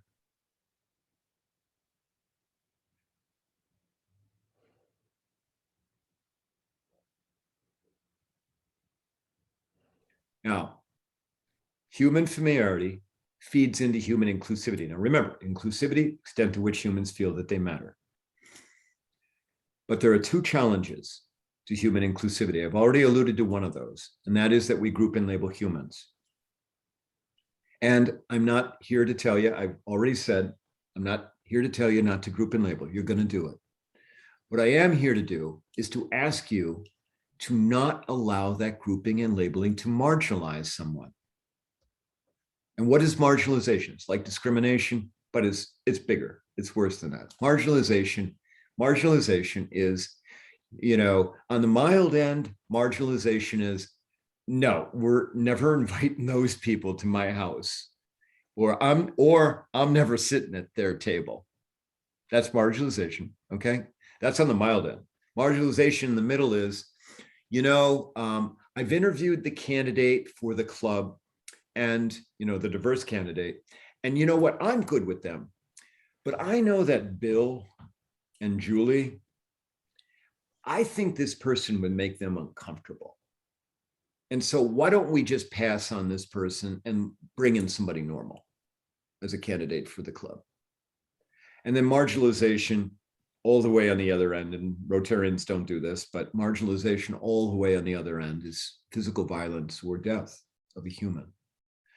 So I'm asking you, understand that you group and label, do not allow it to affect the way that you interact with another human. I am going to go sit with them. I am going to invite them to my house. I am going to take the time. Now, some of you are like, hey, Ellie, I'm woke. I'm on this call. I don't group and label. Hold on. Let me just prove to you how embedded grouping and labeling is with us. So I've got a question here.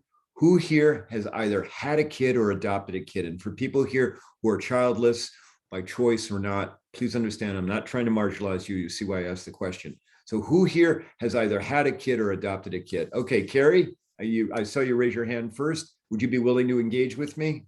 Sure. Okay, Carrie, did you have a kid or adopt a kid? I have 2 adult children that are adopted from Korea. You do. Okay. All right. Adopted as Okay. infants. Okay. Well, guess what? You and I have that in common. Okay. So here's okay. So when your first child, did they come home together or separate? 6 years apart. Okay. So when your first child came home, okay. All right.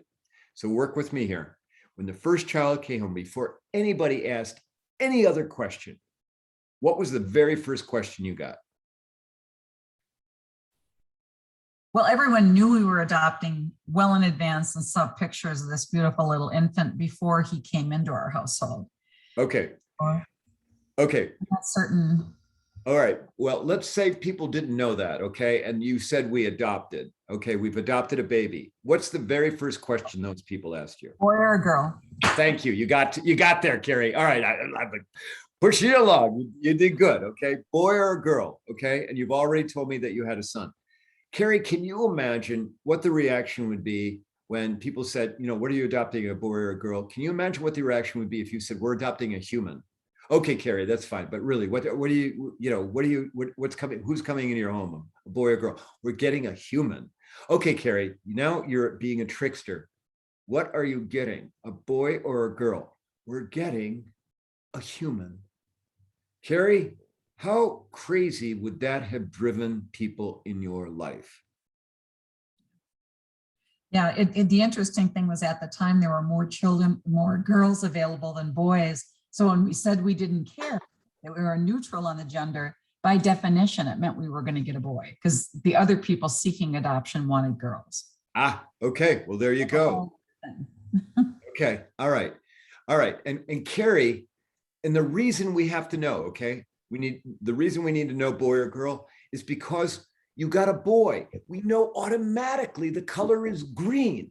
And had you gotten a girl, we would know that automatically the color was purple. We would know that, right? I just got all of you. Yep. I just got all of you because maybe not all, but most of you, when I said green and purple, you were screaming at me in your head saying, Ellie, don't you know blue and pink? And that, my fellow Rotarians, is the point of the exercise. It's not about whether you got a boy or a girl, Carrie, and I really appreciate you engaging with me.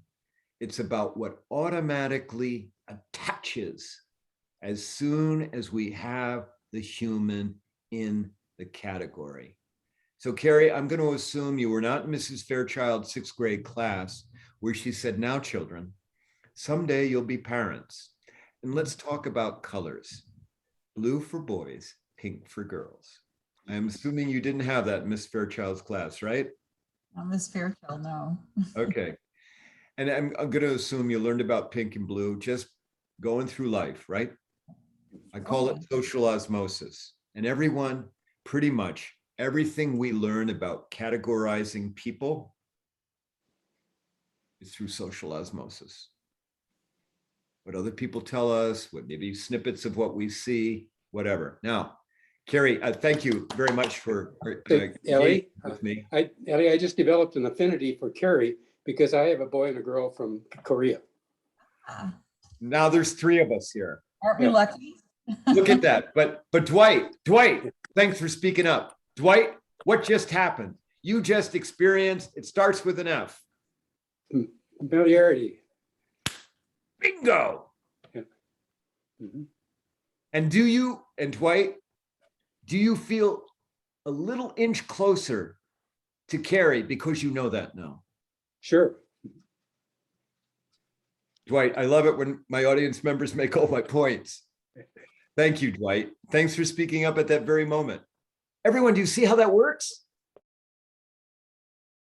Now, hold on. That was the fun grouping and labeling. Remember, I'm the trainer. So let's do the one that's not so fun. You ready? Please close your eyes just for a second.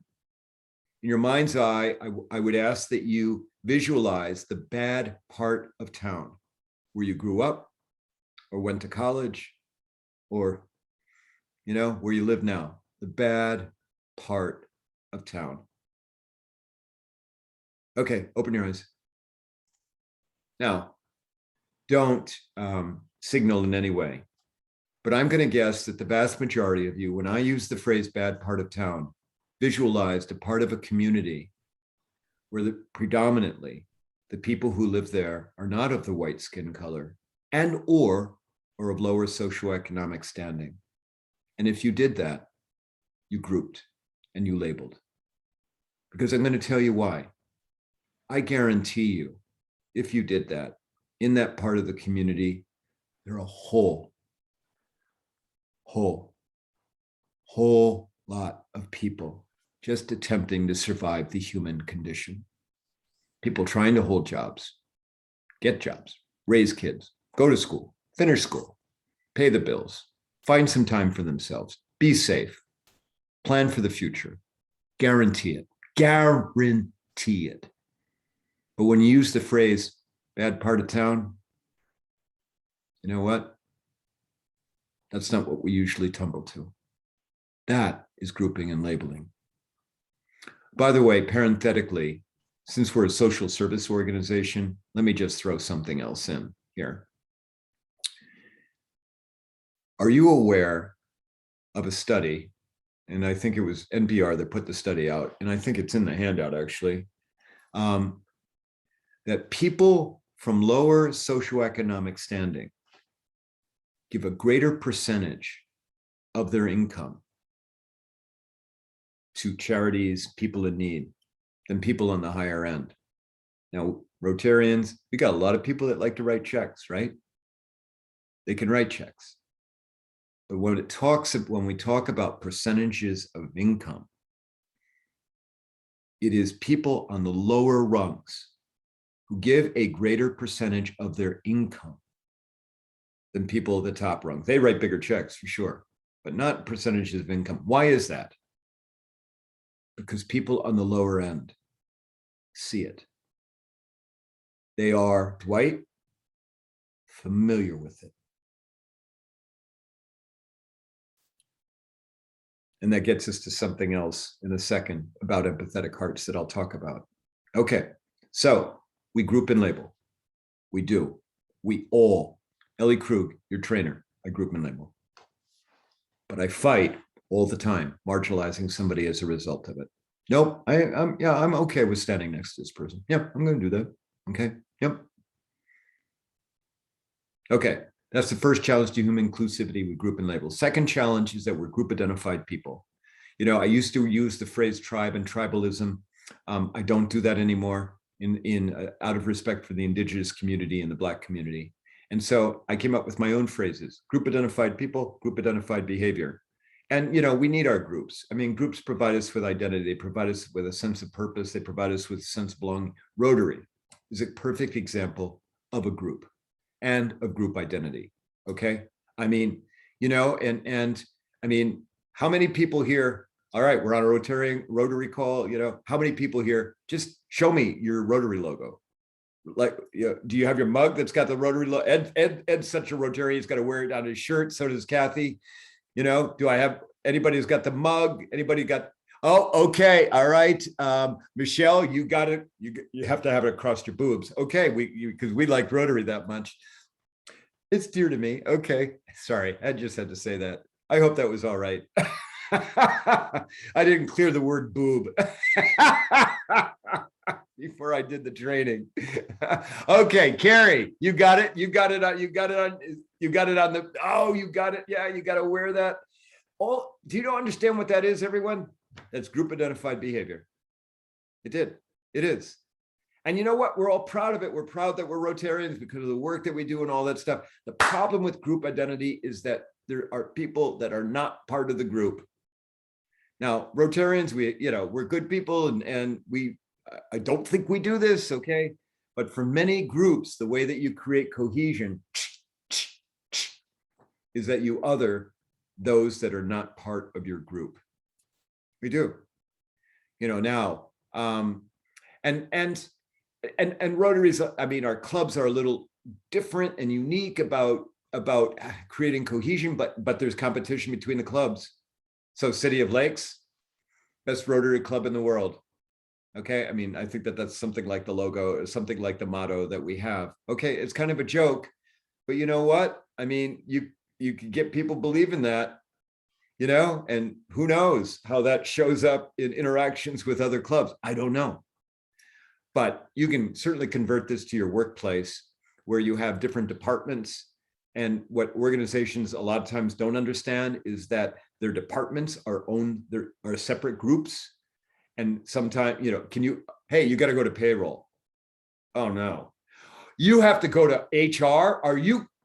Oh, good luck up there. You know, but those kinds of phraseology are group identified, you know, that's group identified behavior. And if you as an organizational leader don't understand that, you can end up having a lot of groups that are, you know, not inclusive of each other. And then of course that defeats inclusivity within the organization as a whole. So we have group identified behavior, understand that, okay? And by the way, we can make group identity over anything. We can. Can anybody tell me what we've taken in, I don't know, 17 months, what we have taken in 17 months that was mundane, and we have made it a symbol of group identity one way or the other. Can anybody tell me what that is?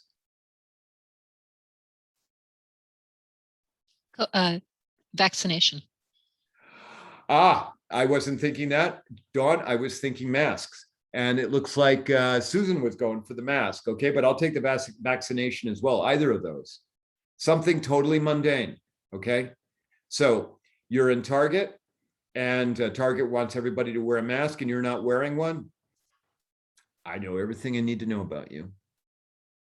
You're in a restaurant, no one's wearing a mask and you are, okay? They're like, I know everything I need to know about you. And the reality is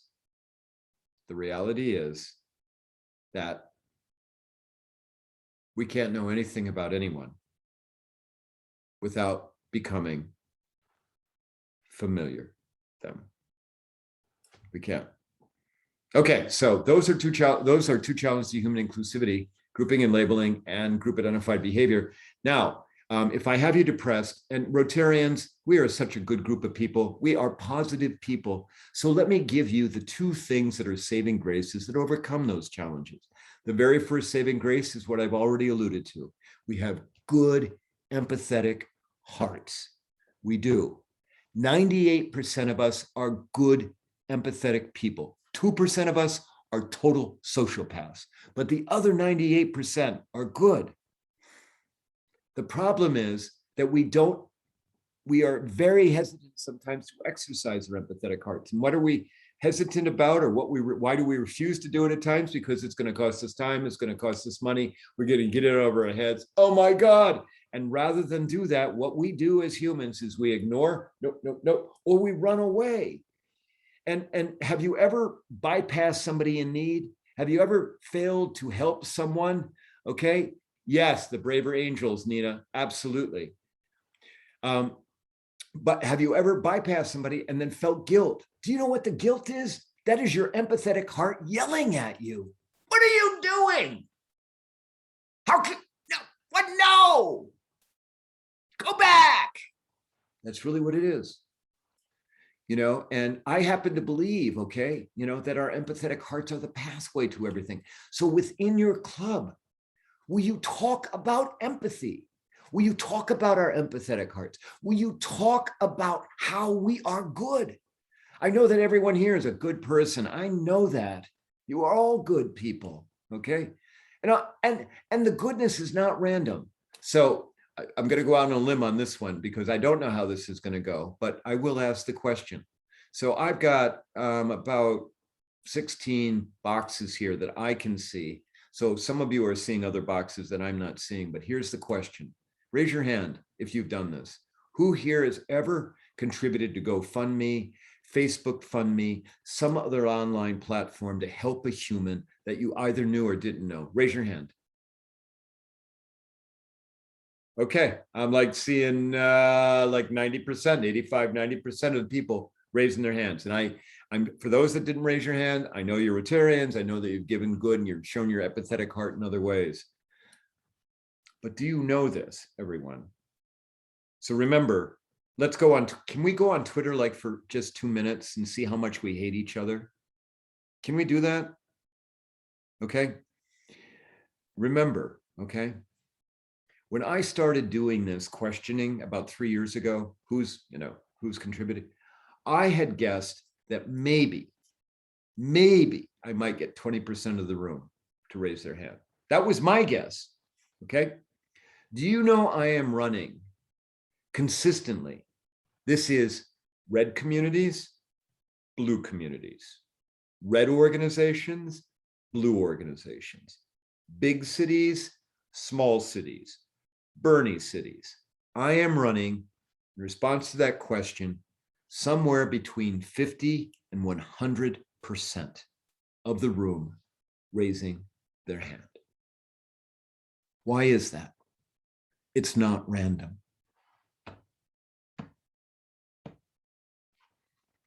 You as leaders, please talk about. And I think that as Rotarians, we get caught up, oh, we've got this project. Oh, we have this. Stop. Talk about the projects, but talk about our hearts as the reason we're doing the projects. And please talk about how difficult it is for some people in life. Talk about them. Two things, parenthetically, I'm going to throw in here, okay? One is the power of telling stories. Please tell a story of somebody, who needs compassion or needs empathy, or maybe somebody who exercised compassion or empathy. I'll just throw it in. I have a newsletter you heard in the introduction called The Ripple. The newsletter is about how we are good to each other.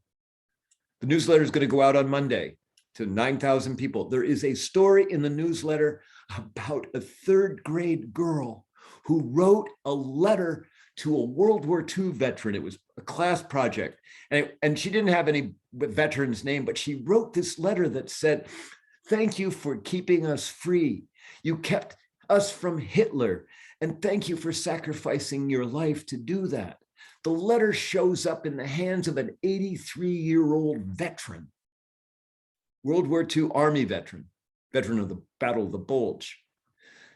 He is so touched by the letter. He carries the letter for 12 years. He wrote back to the girl, but he only had the school. He didn't know whether, the letter even got into the girl's hands. But this guy, he talks about when he would pray at night, he would have the letter with him because it just so touched him about the fact that a 3rd grader would thank him for what he did. He and his wife go to a retirement community. Functions coordinator, because this guy talks about the letter, gets the letter, and she's like, "I'm going to go find a 3rd grader for you." Does a search, finds the 3rd grader, who is now 21 years old. The 3rd grader said, "I got the veteran's letter. I've kept it in my keepsake box. And I read it from time to time." The community person says, "Will you come meet the veteran who's now 95? She said, "Yep." 3 days later, she's there. The veteran breaks down. He says, "I love you." And he has 2 daughters. He says, "You are now my 3rd daughter." And do you know how the 3rd grader showed up? The 21-year-old? She showed up with a dozen roses. And she showed up in uniform. She's a soldier. Now, I didn't just tell you that story to tell you that story, okay? I told you that story to show you the power of storytelling. Because what it does is it causes us to feel. We are a society of storytellers and story listeners. You, as leaders, need to tell the stories. Second reason I've given you this parenthetical. And please write this down. I haven't asked you to write much down, but this one I'd ask you to write down. We will not get change by ordering people. You will not get it at your clubs by ordering, by saying, we're going to do this. You will only get change by inspiring people. Leaders need to inspire. And what inspiring means is grabbing this. Because when we inspire, we motivate. You know, when you order, it doesn't stick. Sorry, postnasal drip. When we order, it doesn't stick. Okay, you'll get the nod in the club and yeah, okay, yeah, sure. Yep, I wrote the check. Yep, there you go. And then they go out the door. They go back to the way they thought, the way they acted. But if you inspire, it causes people to be like, oh yeah, I got to do this. I can do this. So leaders need to lead. Okay, so the very first saving grace. Second saving grace is what I call the four commonalities. All humans, we have all kinds of commonalities. We do. I mean, I could come up with all of them, but there are four core commonalities that we all have, okay? And I'm going to lay them out for you. And I know this about everyone here, all 28 of you here. Number one, everyone here, okay? Everyone here wants a child in their life to succeed. No one doesn't want a child to succeed, whether it's your kid, your grandkid, your niece, your nephew, kid next door, the kid on the skateboard at 7 a.m. that's going down the street that wakes you up. We all want a child to succeed. Number two, everyone here wants to be free of physical or emotional violence. No one wants it brought on themselves. You know, no one wants it brought on people that they love, and most people don't want it brought on anyone. And by the way, part of what Rotary does is work to eliminate violence. We do, particularly now with the work around domestic violence and around and the work around water, because there's the potential for violence always around water sources. Okay, all right. Thirdly, everyone here wants 20 minutes apiece. We do. I mean, we're old enough to know we're not going to get 100%. That might come in the last 5 minutes, after the last 500 breaths after we say, okay, I'm ready. But until then, and I saw some of you, okay, we want 20 minutes out on the patio watching the sun go down, and it's gone down now. Drinking our favorite beverage without somebody in the background yelling, honey, where is the, or can you take the dog out? And last but not least, okay, and I absolutely know this about Ed, because I have gotten to know him a little bit through this process. And I'm pretty certain this is about Kathy, because I gotten to know her a little bit, but I've gotten to know Ed a little bit more. But I know this about Ed for sure, but I believe this for all of you as well. Number 4, everyone here wants to love and be loved. And if you accept what I have just said to you, about those 4 things, that all humans ages 10 and above across the world, not just like in Minnesota or Wisconsin, that all humans have those 4 things in common, you can have a conversation with anyone. And I'm going to show that to you. So who would like to engage with me right now? Kurt? Okay, Kurt, I'll take you. Can you unmute? Yep. Okay, Kurt, do you know everyone here? No. Okay, Kurt, I want you to pick somebody out that you don't know. How about Dawn? Dawn, are you willing to engage with us? Sure. Dawn, I've been watching you smile the whole time I've been talking, and that warms my heart. So thank you so very much. Okay, not that other people aren't smiling. Never mind. I didn't mean to do that. Okay, all right. All right. Kurt, will you do me this favor? Will you ask Dawn if she has a child or a pet in her life? Dawn, do you have a child or a pet in your life? Yes, I have both. Do you want to tell us what you got? I have 2 cats and I have 2 daughters. Okay, great. Now, Dawn, will you turn around and ask Kurt the same question back? Kurt, do you have a child or a pet in your life? I have a daughter named Harper who will be 8 in November. Oh. Okay, all right. Okay, now I did this once, okay, and the first person had kids and a pet, and the second person said, I don't have any children, but I got fur babies. I got like 3 cats, or 3 dogs and 4 cats.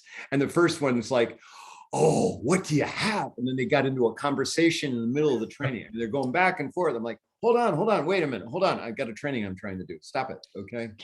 All right, Kurt, how, and by the way, you want to ask child in your life or pet in your life, child in your life, because we don't want to marginalize people who are childless, either by choice or not. And almost everybody's got a child in their life, but if they don't, they got a pet in their life, okay? So you ask it that way. Kurt, how difficult was it to ask Dawn, a total stranger to you, that question? It's very easy. Okay. And Dawn, how difficult was it to answer the question from a total stranger? Not too difficult. Okay, not too but a little. Okay. Yeah. All right. But if we're going to do this work, sometimes you got to get a little bumpy, right? Okay. And how difficult was it to turn around and ask Kurt the question? That was easier because he had already asked me a question. Okay. And then Kurt, how difficult was it for you to share about Harper, which I think is an incredibly cute name? Oh, thanks. One of my favorite topics to talk about. So that was Okay. Thank you, both of you. Thank you very much for participating. Everyone, do you see how easy this is? But how difficult it is as well. Dawn, you gave us a very honest answer. And what can I ask you, Dawn, what was it that made it a little difficult to answer a question from a stranger? Well, some of it had to do with being in a group and doing it in front of other people. I think it's easier for me to connect with people sort of in a one-on-one way than in kind of a public setting. Okay. So that was part of it. Yeah. Okay. Was there another part just about? You just don't know how people are going to respond. Okay. That's what I was looking for. Yeah. Okay. And Dawn, what you just kind of laid out for me on that answer, okay, is fear. It's fear. You know, and when you say, and thank you for allowing me to probe you on this, okay, by the way, I really appreciate it. But when you say, you know, I just don't know, kind of know how it's going to go, implicit in that, I'm presupposing, but implicit in that is the fear of being judged. Absolutely. How are people going to perceive what I said? Right, right. And then I probably post-mortemed it too after you talked about the cute fur babies. And I'm like, well, and then I thought, boy, I named my cats before my kids. You know, okay, all right. Go down the whole road. Yeah, anyway. yeah, but we got to be kind to ourselves, okay? but do you see, everyone, even in this little snippet, you know, we see being brave, because Kurt, you're like, first of all, you had to volunteer. You know, you're like, okay, Ellie, I have no idea where it's going to go, but I'll engage with you. Okay. Then secondly, I'm like, hey, Kurt, you got to do this, which you had no idea I was going to ask you to do. Okay. But you did it because I'm pushing you, you know, in a kind and gentle way. So we have bravery going on. And then Kurt, you got to ask this question. You took a risk. You took a risk in front of all of these people. And then boom, Dawn, same thing at you. Okay, because Kurt identified you and you're like, okay, I'll do it, because I've had people say, you know what, I'd rather not engage. Okay. And I'm like, oh, that's fine. Don't worry. We'll find someone else. But you got brave and you're like, okay, I'll do this. And then, okay, you got fear. What's coming in my way? And then you took a risk. How am I going to be judged? Okay. And I would note for the record, both of you are still alive. And I know you may be wondering, am I really sitting through a training where I've got a trainer teaching me how to ask a question to another human? Why am I doing that? And the answer is because we don't do this. That's the answer. For as wonderful as Rotary is, we are human. And we stick with our groups, right? Because that is comfortable. Dawn, when you're with your group, you don't need to worry about, are you going to be made uncomfortable, right?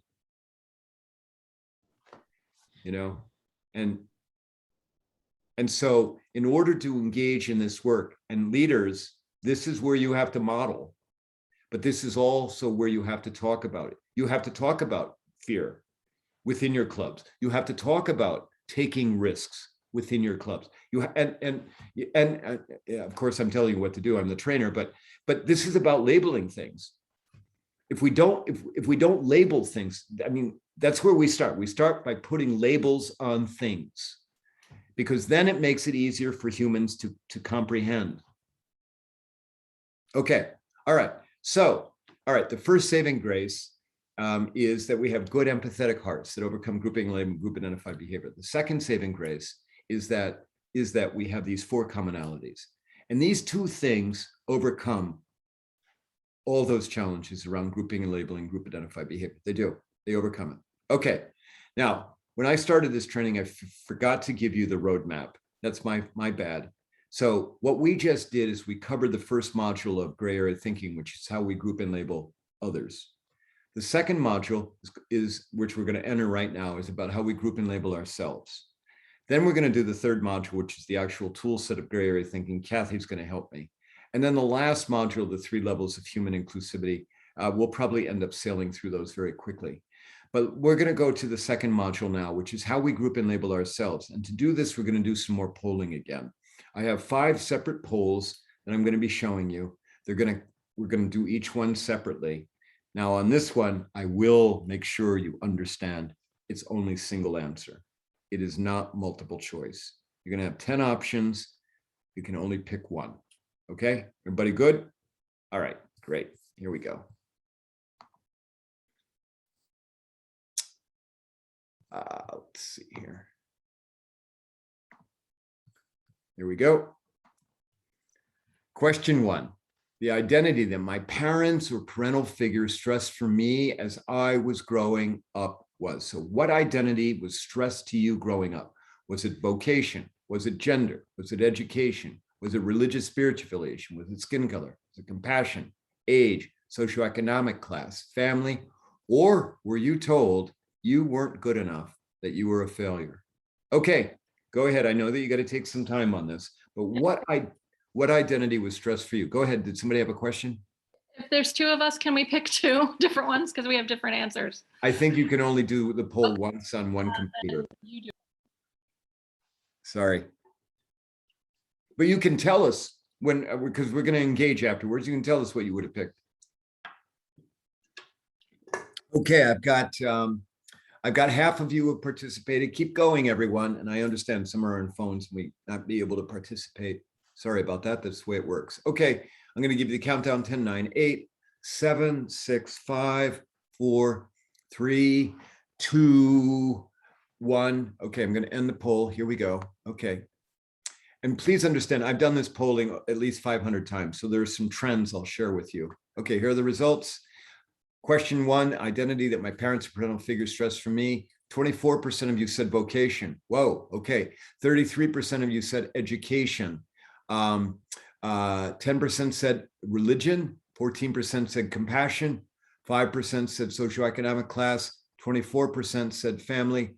And one of you were told that you weren't good enough. To that one person, and I'm not asking you to self-identify, I just want to tell you, I really think that stinks. And I'm sorry that you went through that. I really am. It hurts my heart that you had to go through that. Okay, all right. Who here would like to share why you responded to the poll the way that you did as it relates to what your parental figures or parents stressed to you growing up? Just go ahead and unmute, and if you're willing to share. Anyone? It was just understood that I was going to go to college. I mean, that was just something that, and it wasn't stressed as much as just expected. So it was just always, you're going to go to college. And I take it that you did that, Patricia. I did do that. Okay. All right. Great. Thank you. Thanks for the vulnerability and the sharing. Go ahead, Stephen. Pretty much actually the same thing she said.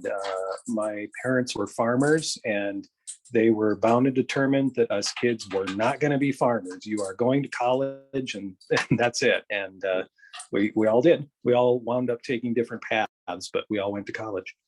Great. Thanks, Stephen. Thanks for the sharing and the vulnerability. Now, both of you, Patricia and Stephen, I'm just here to tell you, I would not know that about you by simply looking at you. Okay. And why do I say that? Because we humans want to write everybody's story within like 5 seconds of meeting them. Second question. Now, we just had just only 2 people share. Did anybody here learn something about a fellow Rotarian that they didn't know? Right? You got to take the time to get to know people. Anyone else want to share why you responded to the poll the way you did about parental figures stressing things? Nope. Okay. All right. We're going to go on to the second poll. Hold on. Let me stop that poll. And let me get to the next poll, which is this one right here. Okay. Here we go. Second poll. The identity that garners or gives me the most privileges. By privilege, I mean stuff you get because you were lucky enough to be born as you, okay? Or that you earned it. The identity that garners or gives me the most privilege is it vocation, gender, education, religious, spiritual affiliation, skin color? Is it compassion? Is it age, socioeconomic class? Is it family? Or you don't have any privilege, okay? Keep going, everyone. I've only got I know that the questions are, you got to take your time, and I appreciate that.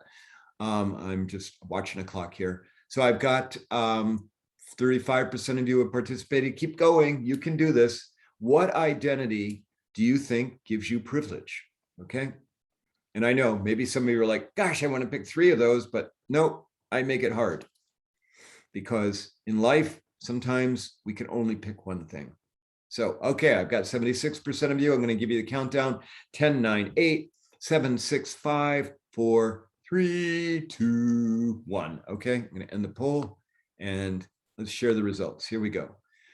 All right, the identity that garners or gives me the most privilege. 24% of you said vocation. And do you remember on the first one about what was stressed for people growing up? There was a high percentage of vocation, actually, that was higher than I usually see. 24% of you say gender gives you the most privilege. Another quarter of you say education gives you the most privilege. Remember, education was high in the last one. 43% of you said skin color, okay? 5% of you said age. 14% of you said socioeconomic class. Okay, is there anyone here who would like to share about why you responded to the poll the way that you did? So I'll respond. So Cute, Dale. yeah, so I'm a physician, and it's always shocked me that people just automatically assume whatever, that you can hold a job, or a certain job, or be responsible for something just because you have the degree. Yeah, right. Nothing else. I mean, it's kind of silly, but. Thanks for that. Thanks for that, Dale. And by the way, I wouldn't know that by looking at you. And I'll tell you, I did this poll, I did this training, I don't know, yesterday or the day before, and I had a Black woman on it, and she said to me, Ellie, you know what? I can visibly see the way that people change in how they look at me when they realize I have a master's degree. She says it's stunningly obvious. And Dale, that's about grouping and labeling. We got you in the box and everything attaches automatically. There we go. Thanks. Okay, other people that want to share about why you responded to the poll the way that you did.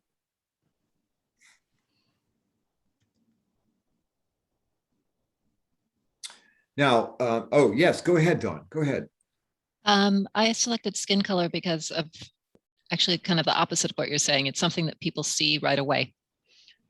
And so without me having to do anything or say anything, I have a privilege. Right. Dawn, can I, and boy, you've certainly gotten me doing a lot of probing with you, and you're like, I'm never going to raise my hand. Dawn, one question. When did you realize that about your skin color giving you privilege? Maybe third grade.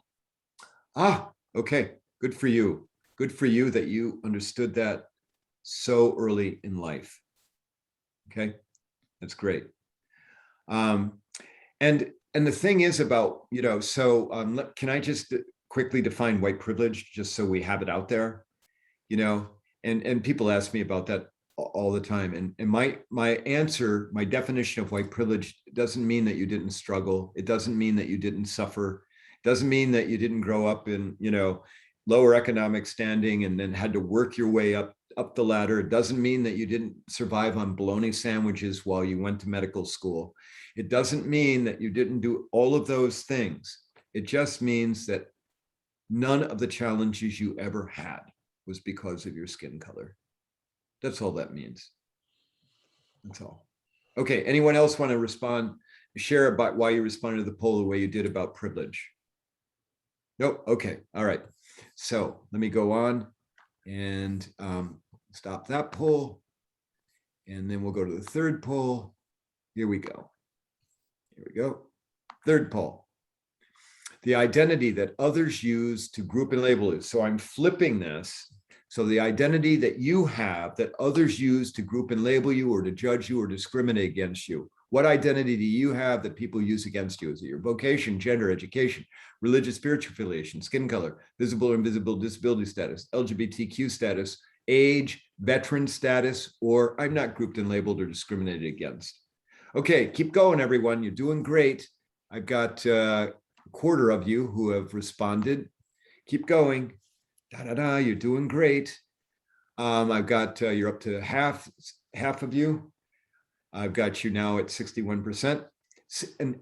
And as you're doing this, two things. One, you don't get these questions every day. I understand that. And so the whole goal is to hit you with questions that cause you to think about things that you don't ordinarily think of. Secondly, can you imagine doing this exercise at your club? And how it would cause people to start seeing each other differently. Okay, all right. I've got 10, 9, 8, 7, 6, 5, 4, 3, 2, 1. Going to end the poll. Here we go. And I'm going to share the results. And if you want this exercise for your club, I will reach out to me and I'll get you the materials for it and teach you how to do it. Okay, so here we go. The identity others use as reason to judge or discriminate against me. You are very consistent with the way it is across the country. 14% have said vocation is used against you. A third of you say gender, okay? 5% of you said skin color. 5% said visible or invisible disability status. 38% of you said age. And then I've got one of you, 5% of you, one of you say, I am not grouped or labeled or judged or discriminated against. I will tell you, you are consistent because everywhere I go on this, gender is almost always the one that is the leading response. And I know that sometimes men respond to it, but usually it's women who are the ones that are responding under gender. Who here would like to share about why you responded to the poll the way you did about being grouped and labeled or judged or discriminated against? Just go ahead and unmute. Just to start the discussion, I put vocation, and you would probably respond well to this one as well because I'm a lawyer. And as soon as people find out you're a lawyer, they've got every joke in the book and and they're looking for free advice. Right, right. But you know, with every one of those jokes, there's a kernel of truth that they believe, okay, right? Okay, thanks for that, Steve. Again, I would know it by looking at you. Okay, Steve and Susan, did I see that you were going to say something? Well, I was going to say I was the person who answered, I don't feel like I get discriminated against.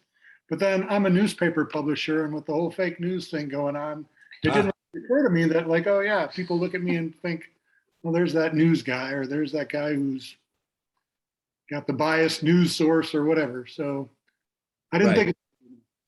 But do you remember what I said, that we're an equal marginalizing society? Yeah. Nobody's immune from it. So great, thank you. And Steve, I wouldn't know that by looking at you. Okay. Anyone else want to share how you responded to this poll? Now, I saw in chat, wouldn't it be great that we did this with our club? And and listen, we did this with my club 3 years ago. They still talk about it. We did it back in the old days where you could actually, back in live days, I actually have 19 options for you. And I put signs up on the wall using blue painter's tape. I tried to do that at the Minneapolis club where my club meets, but the blue painter's tape was taking the coloring off the trim. It's the only time it's ever happened. But I'm like, we can't put the signs up, but we figured out a way to do it. So, but it's very powerful because, particularly when you can do it live, but even here, it's still powerful because you learn things about people that you had no idea.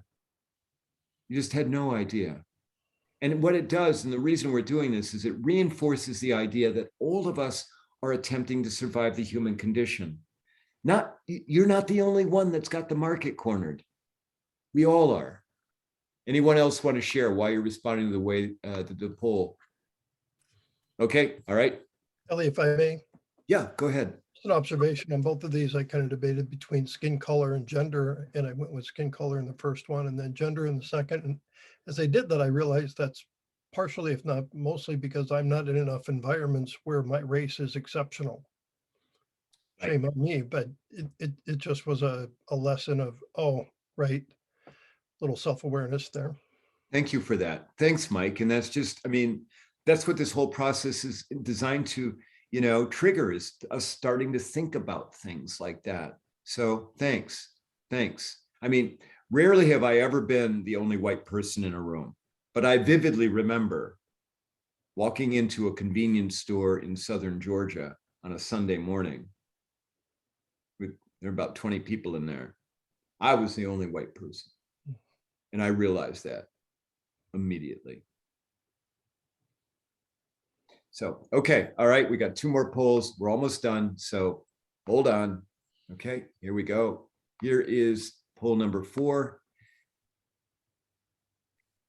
Oops, hold on. Here we go, poll number 4. The identity that I struggle with the most on a day-to-day basis. So what identity do you have? Do you struggle the most with on a day-to-day basis? Is it your vocation? Is it your gender, education, religious, spiritual affiliation? Is it socioeconomic status, skin color, LGBTQ status, age, visible or invisible disability status, or the idea that you're not good enough, yet you're a failure? So keep going and you're doing great. Okay, keep going. We're almost done with the polling. I mean, we got 1 more after this, but we won't do any sharing. And I don't know if we're going to share with this because I have to watch my time. So, okay, keep going. I'm going to give you a countdown: 10, 9, 8, 7, 6, 5, 4, 3, 2, 1. Okay, we're going to end the poll. Here we go. Here's the results. Okay, what identity do you struggle with the most on a day-to-day basis? 1 of you, 6 of you, 1 of you said gender. 2 of you said religious, spiritual affiliation. 2 of you said socioeconomic class. 4 of you said you struggle with age. 2 of you with visible or invisible disability status. Okay, hold on. Have you all scrolled down to the bottom? I got 40% of you saying you struggle with whether you're good enough or a failure. Ed and Kenny, do I have this right that I have leaders on here?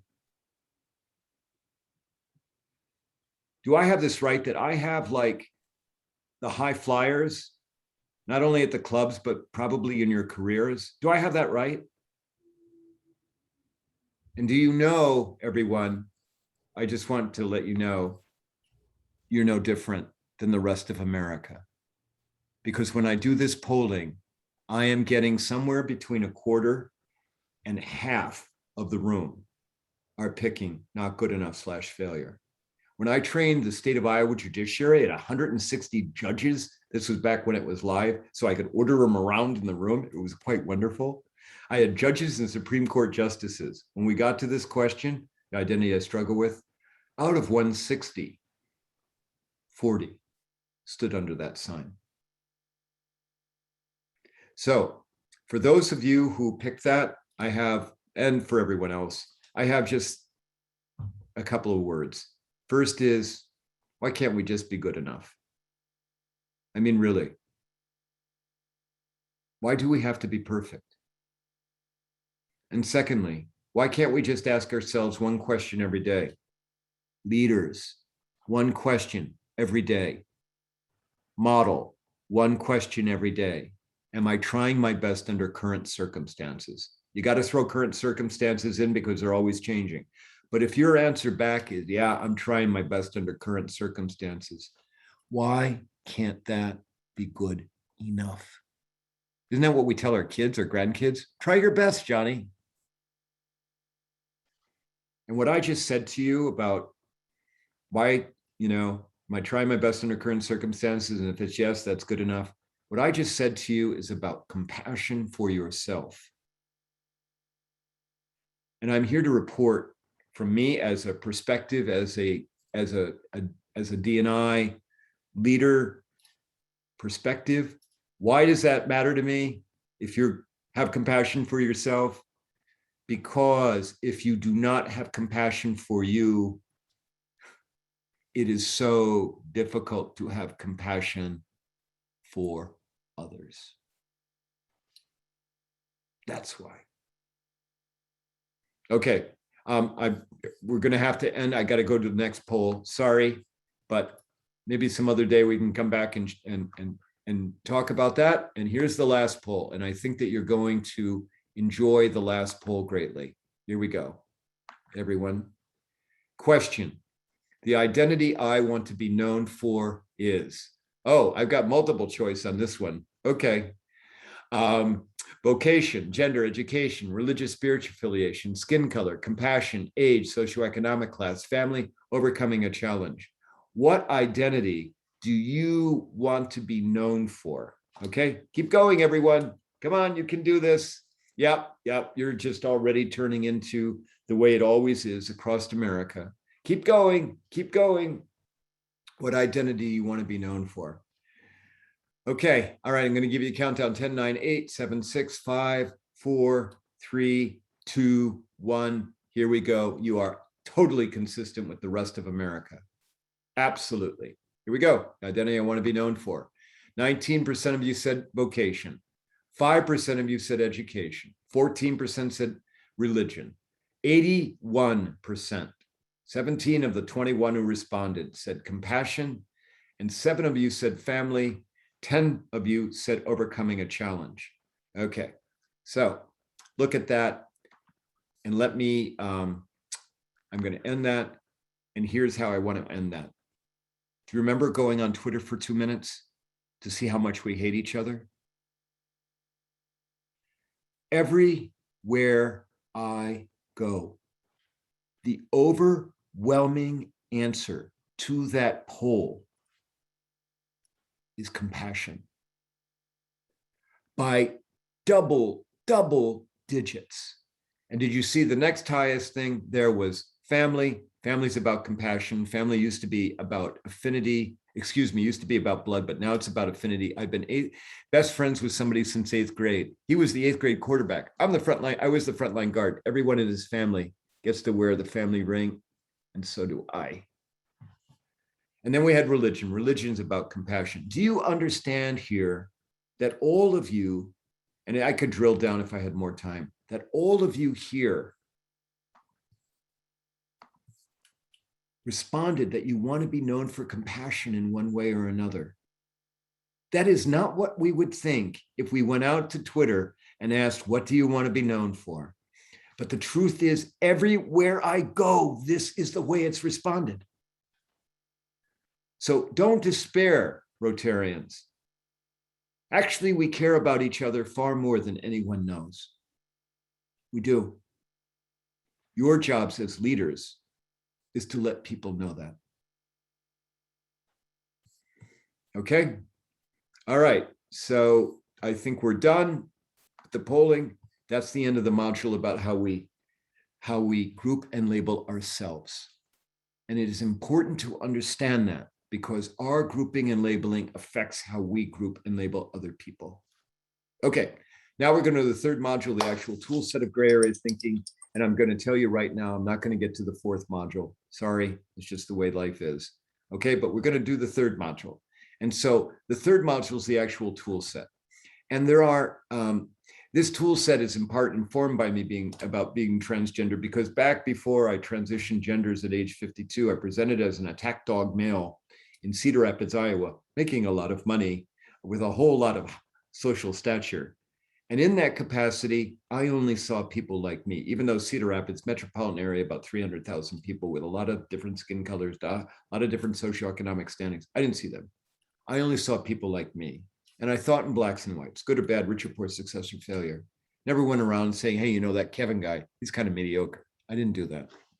But when I transitioned genders, went through a whole lot of hurdles in a variety of ways. Oh, buy the book, available on Amazon, Kindle, or Nook. When I did that, okay, my perspective changed. Now, do you remember when I started this training 13 hours ago, I talked about changed perspective. Do you remember that? And how changing your perspective is the only way that you actually get change. And so I changed my perspective because I went from the top of the pyramid as a white-collared dude with a professional degree, making a bunch of money. And I went, hold on, it's still going. Hold on. And I went down. I'm now part of two marginalized groups. I get finally to identify as female, but do you remember the polling about the identity that others use as a reason to judge it? Did you remember the percentage on that? And I'm transgender. Oh, can I stop and go on CNN real quick to see how much transgender people have been marginalized since I started talking? Okay. Don't worry. I'm good with Ellie Krug. It's okay that I'm part of these groups. It's all right. I like being in these groups. But my perspective changed. And I created a tool set around how to understand change perspective. And this is gray area thinking. The tool set I'm finally giving you 2 hours and 45 minutes after we start, okay? There are 3 elements to gray area thinking. It's a very easy tool set to understand. The very first element of gray area thinking is awareness of human vulnerability or suffering. A, awareness. The second element of gray area thinking is risk-taking to lessen or alleviate another human suffering. So R, risk-taking. And now we're back. We're back to talking about taking risks. The third element of gray area thinking is acting with compassion or kindness. C, compassion. This spells out the acronym ARC: awareness, risk-taking, compassion. It is a very simple tool set to understand. And I'm going to show you 2 examples of gray area thinking. One example is what I call the platinum level, okay? I'm not asking you to engage in platinum level gray area thinking, but I'm going to show it to you so you understand what it is. The second example is bronze level gray area thinking, and I'm absolutely going to ask you to do bronze level, okay? All right, so Kathy has been kind enough to role play with me on the platinum level. Kathy, will you bring up the image, please?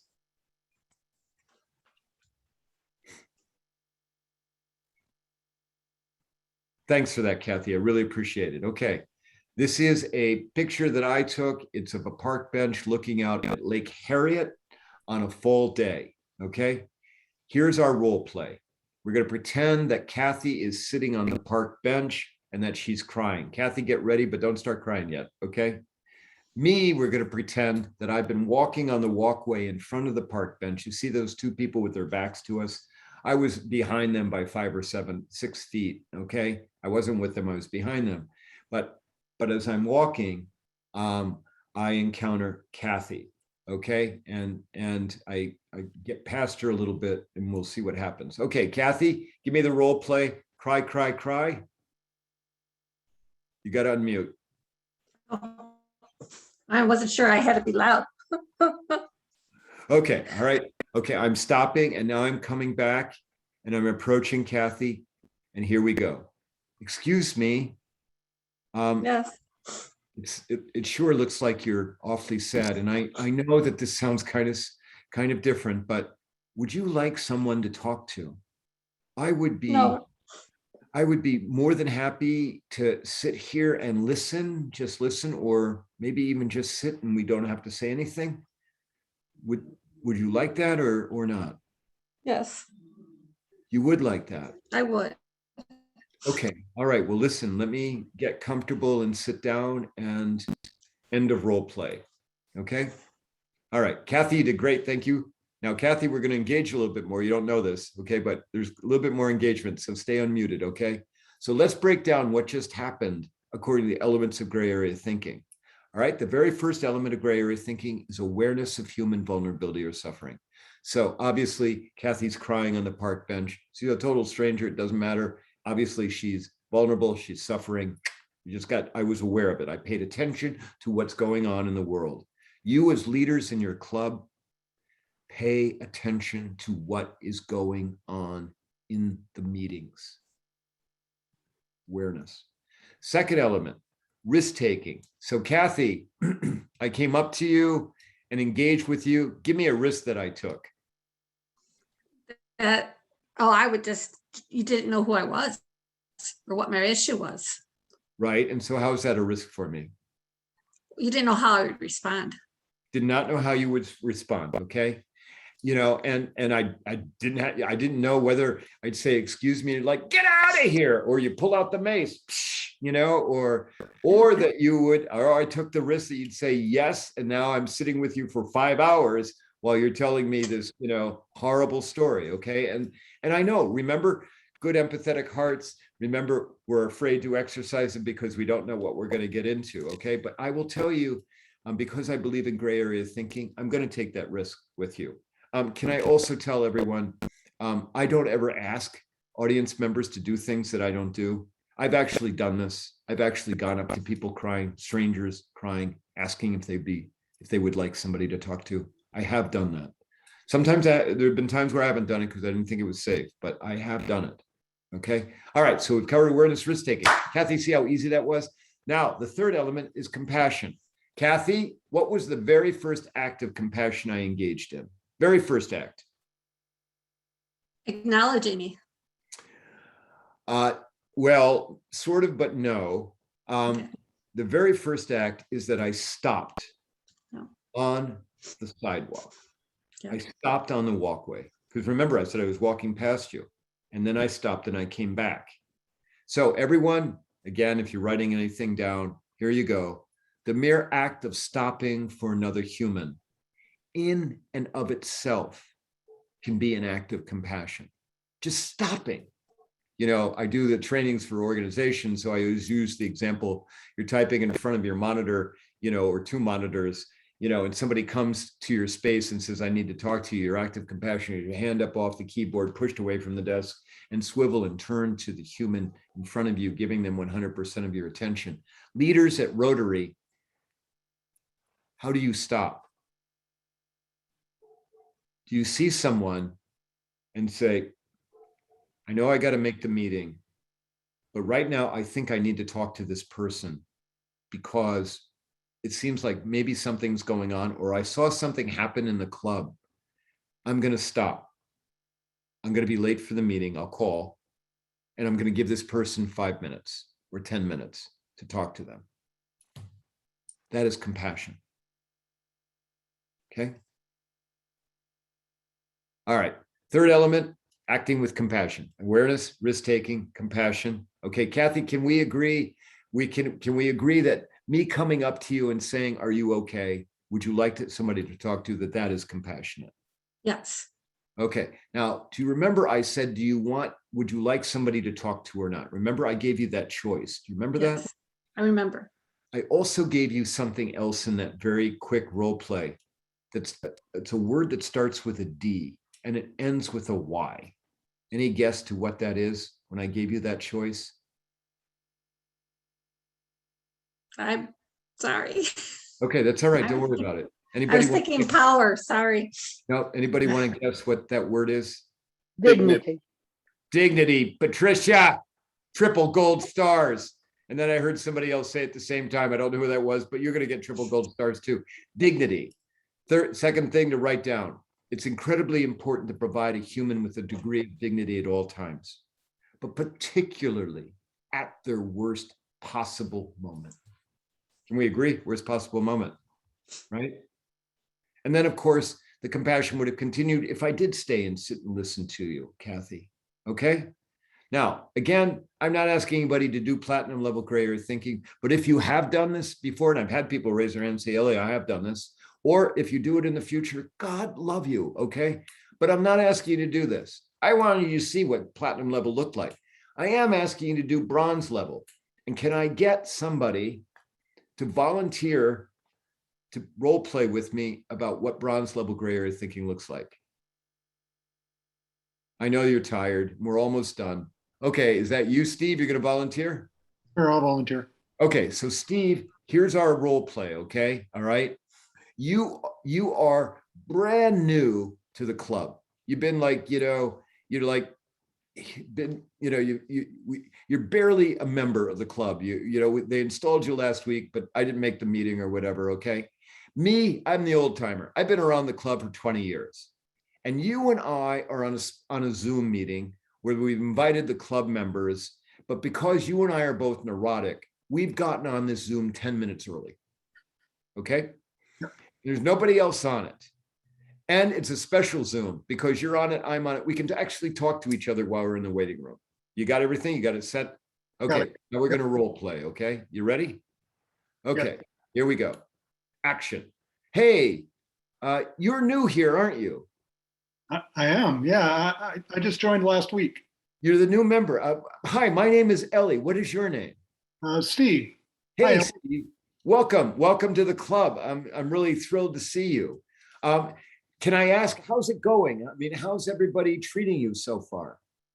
Well, yeah, so far it's been pretty good. I've met a few people and it seems like a decent club, yeah. Okay, well that's great. That's great. Can I ask, what do you do for a living? Well, sure, I'm a newspaper publisher. Oh, okay. The fake news thing, right? No, I just had to throw that in. I'm just kidding around. Okay. Oh, well, that's great. And me, I speak and train on diversity and inclusion, but I'm also a writer and a radio host. Well, listen, Steve, I know that this sounds kind of silly, and I'm really glad I got to meet you. And I know this sounds kind of silly, but I have this practice that whoever comes new to the club, I don't care who they are. I don't care how young they are, where they are in the station life, or old or whatever. I asked if they want to go out and get a cup of coffee or a drink, and it doesn't have, we can do it virtually. And it does, it can be 45 minutes or an hour, but I offer that because to answer any questions you might have about the club, but also to get to know you, get to know me. Would that be something like you'd be interested in doing? Sure, we could plan that at some point. Okay, great. End of role play. Let's break down what we've just done according to the 3 elements of gray area thinking: awareness, risk-taking, compassion. Steve, awareness. You're brand new to the club, okay? In the very most technical sense, you're vulnerable, okay? Because you may be wondering, why did I join this thing? All right?